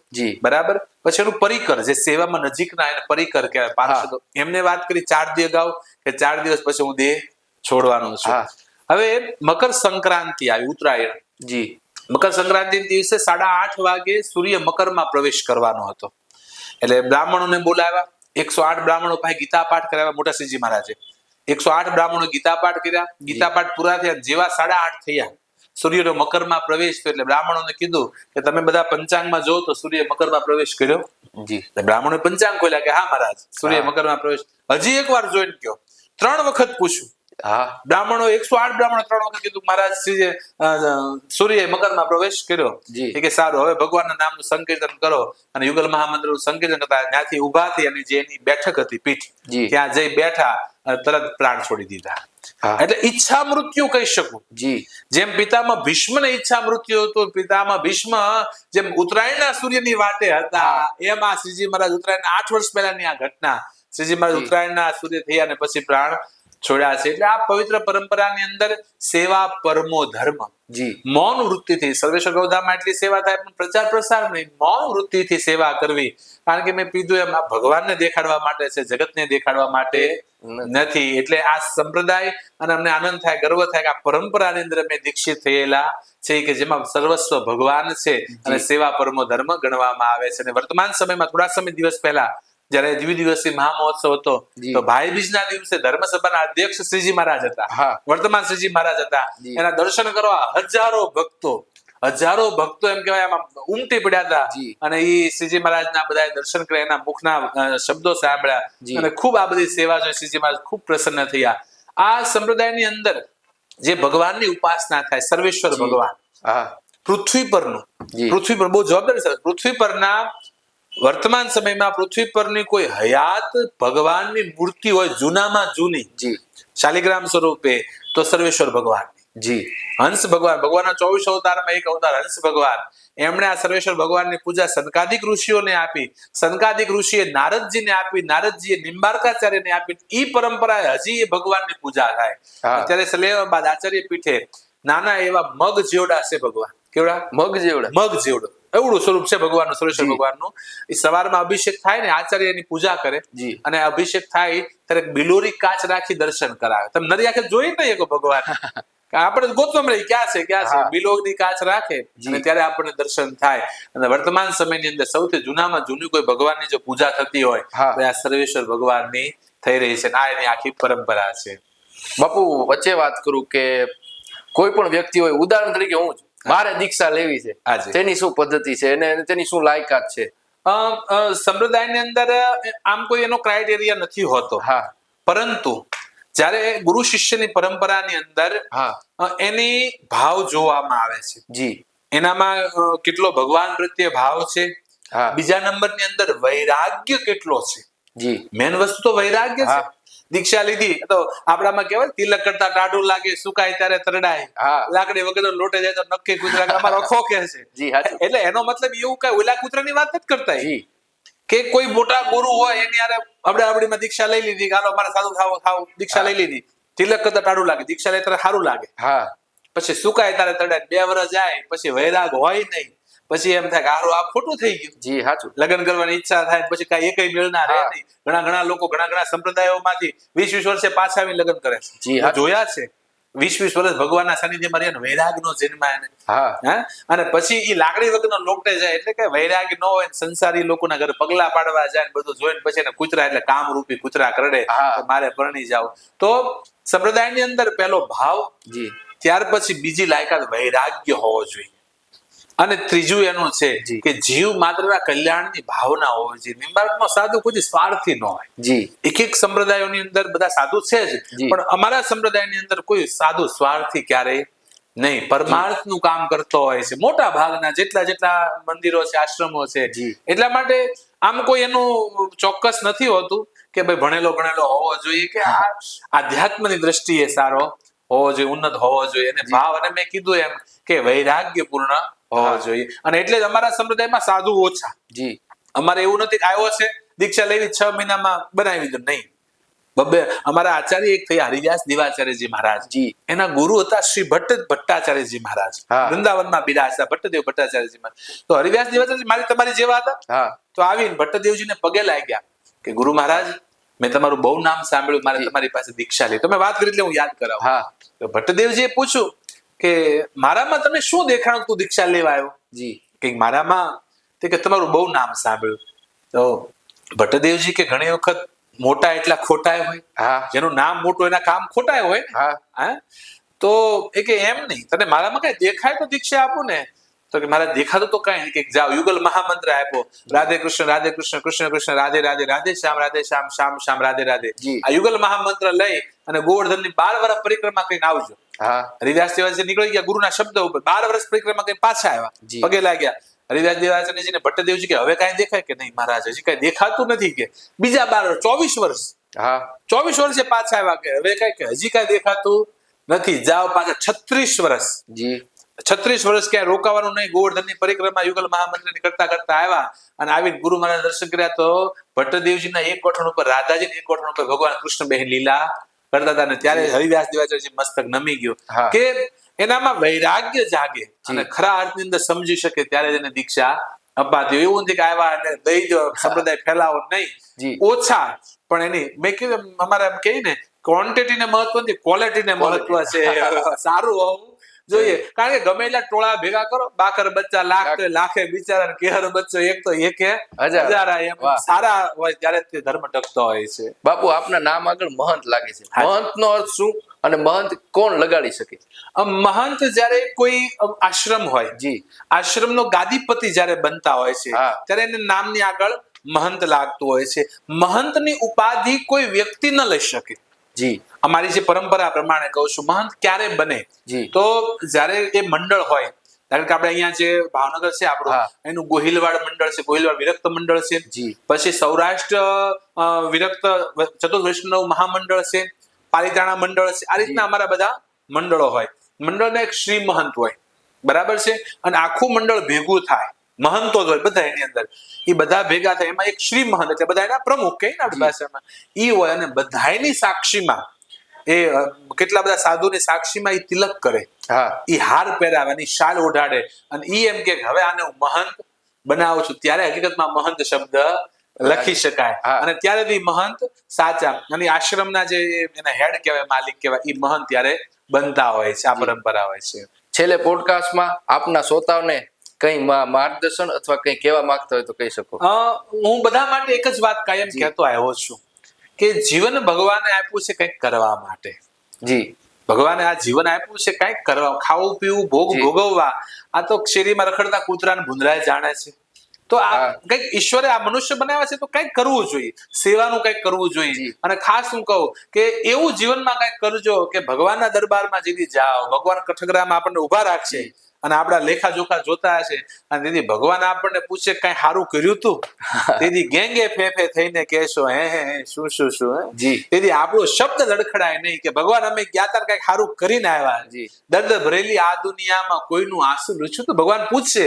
તેથી આપણે નીચું મસ્તક ન કરવું પડે, ઊંચી છાતી રાખીને કે ભગવાન તે અમને જન્મ આપ્યો તો, અમે 5 ના દુઃખ દૂર કર્યા હતા, અમે કોઈના આંસુ લૂછાતા, અમારા કારણે કોઈના આંસુ આવવા દીધા નહોતા, અમે કોઈના આંસુનું કારણ બન્યા નહોતા. આવું જીવન જીવજો, સેવા કરજો. સેવાનો એક આનંદ છે. જેમ તમે બીડી સિગારેટ તમાકુ આ બધા વ્યસન છે ને, સેવાનું વ્યસન કરજો, આનંદ આવશે. આજે સર્વેશ્વર ગૌધામની અંદર દર શનિવારે રાત્રે ઘણા યુવાનો સેવા માટે આવે, ભાવનગર થી આજુબાજુ વિસ્તારમાંથી 50-100 યુવાનો સેવા માટે આવે. હવે જેટલા યુવાનો સેવા કરે ને એમાં કોઈના ઘર ગાય નથી, કોઈ ખેતીવાડી નથી, બધા નોકરી કરતા ને એજ્યુકેટેડ ને બધા છે, પણ એક સેવાનો એક નશો છે, કોઈનું સારું કરવું છે એનો એક ભાવ છે. અને આપણે નરસિંહ તો વૈષ્ણવ જન તો એને કહીએ છીએ પીડ પર આવી જાણે, જે બીજાનું દુઃખ સમજી શકે એ જ સાચો માનવ છે. એમ બાકી તો અને એક માનવ જ પરોપકાર કરી શકે. તમે કઈ એવું સાંભળ્યું કે કોઈ કહેતા અમારી ભેંસનો પાડો વાડીએ ચરવા જાય, એ ચરતો આવે મા હાટું ભારો લેતો આવે, એની જ માં છે તો એને હાટું લાવીએ કે ના લાવે, પરોપકાર ન કરી શકે. આપણે જ પરોપકાર કરી શકીએ, આપણને માણસ બનાવ્યા છે, એટલે સેવામાં જોડાજો. ખાસ મારા યુવાનો વ્યસનથી દૂર રહેજો. આજના સમયની અંદર વ્યસન અને ફેશન, હું તો કાયમ કહું કે જો આ દેશનો યુવાન વ્યસન મૂકી દે, આ દેશની સ્ત્રી ફેશન મૂકી દે ને, તો આ દેશ એમના વિશ્વગુરુ બની જાય. કારણ કે બહુ બહુ બહુ મોટું દૂષણ વ્યસનોનું છે.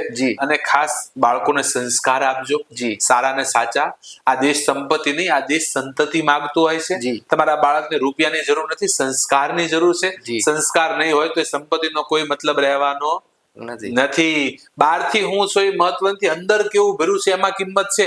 દાખલા તરીકે આ બોટલ પાણીની છે, આ પાણીની બોટલ છે, આની કિંમત કેટલી? 5 રૂપિયા. અને પાણી ખાલી કરીને દૂધ ભરો તો 10 રૂપિયા 20 રૂપિયા કિંમત વધી. બોટલ એની છે, એ ખાલી કરીને એની અંદર કઈક બીજી સારી વસ્તુ ભરો, ઘી ભરો, કિંમત વધી જશે. એ ઘી કાઢીમાં 100 નું ભરી દો તો કેટલી કિંમત છે? બોટલ એની છે, અંદર શું ભર્યું છે એનું મહત્વ છે. એમ સંતાનોમાં સારા સંસ્કાર ભરશો ને તો એ દેશ માટે કઈક સારું કામ કરશે. દેશદાજની ભાવના રાખજો, ધર્મ પ્રત્યે થોડી રુચિ રાખજો. અને ખાસ જેટલા પણ આ લોકો આપના માધ્યમથી આ સંઘર્ષ પોડકાસ્ટના માધ્યમથી સાંભળી રહ્યા છે, એક જ વસ્તુ, સાચો સુખ સાચો આનંદ ધર્મમાં છે, ભગવાનમાં છે અને સેવામાં છે. થાકો હારો કંટાળો કોઈ ખોટો વિચાર કર્યા વગર ગાયો તરફ આવી જજો. ગાયની નજીક આવવાથી તમારું બધા પ્રશ્નો સોલ્યુશન આવી જશે. એટલે ખાસ વ્યસનોથી દૂર રહી, હતાશાથી દૂર રહી અને ધર્મ પ્રત્યે બધા રુચિ રાખો, એ બધાને વિનંતી. ખૂબ સારી વાતો બાપુએ કરી, તથ્યવાળી કરી, તર્કવાળી કરી, આધ્યાત્મિકતાને લગાવ લાગે એવી વાતો કરી. બાપુ આપનો ખૂબ ખૂબ આભાર. આપના અમે ઋણી છીએ. આપે આપનો કિંમતી સમય લઈ અમારા પોડકાસ્ટ સ્ટુડિયોએ પધાર્યા. આપના હૃદયથી આભાર. જય માતાજી, જય ગો માતા. જય ગો માતા.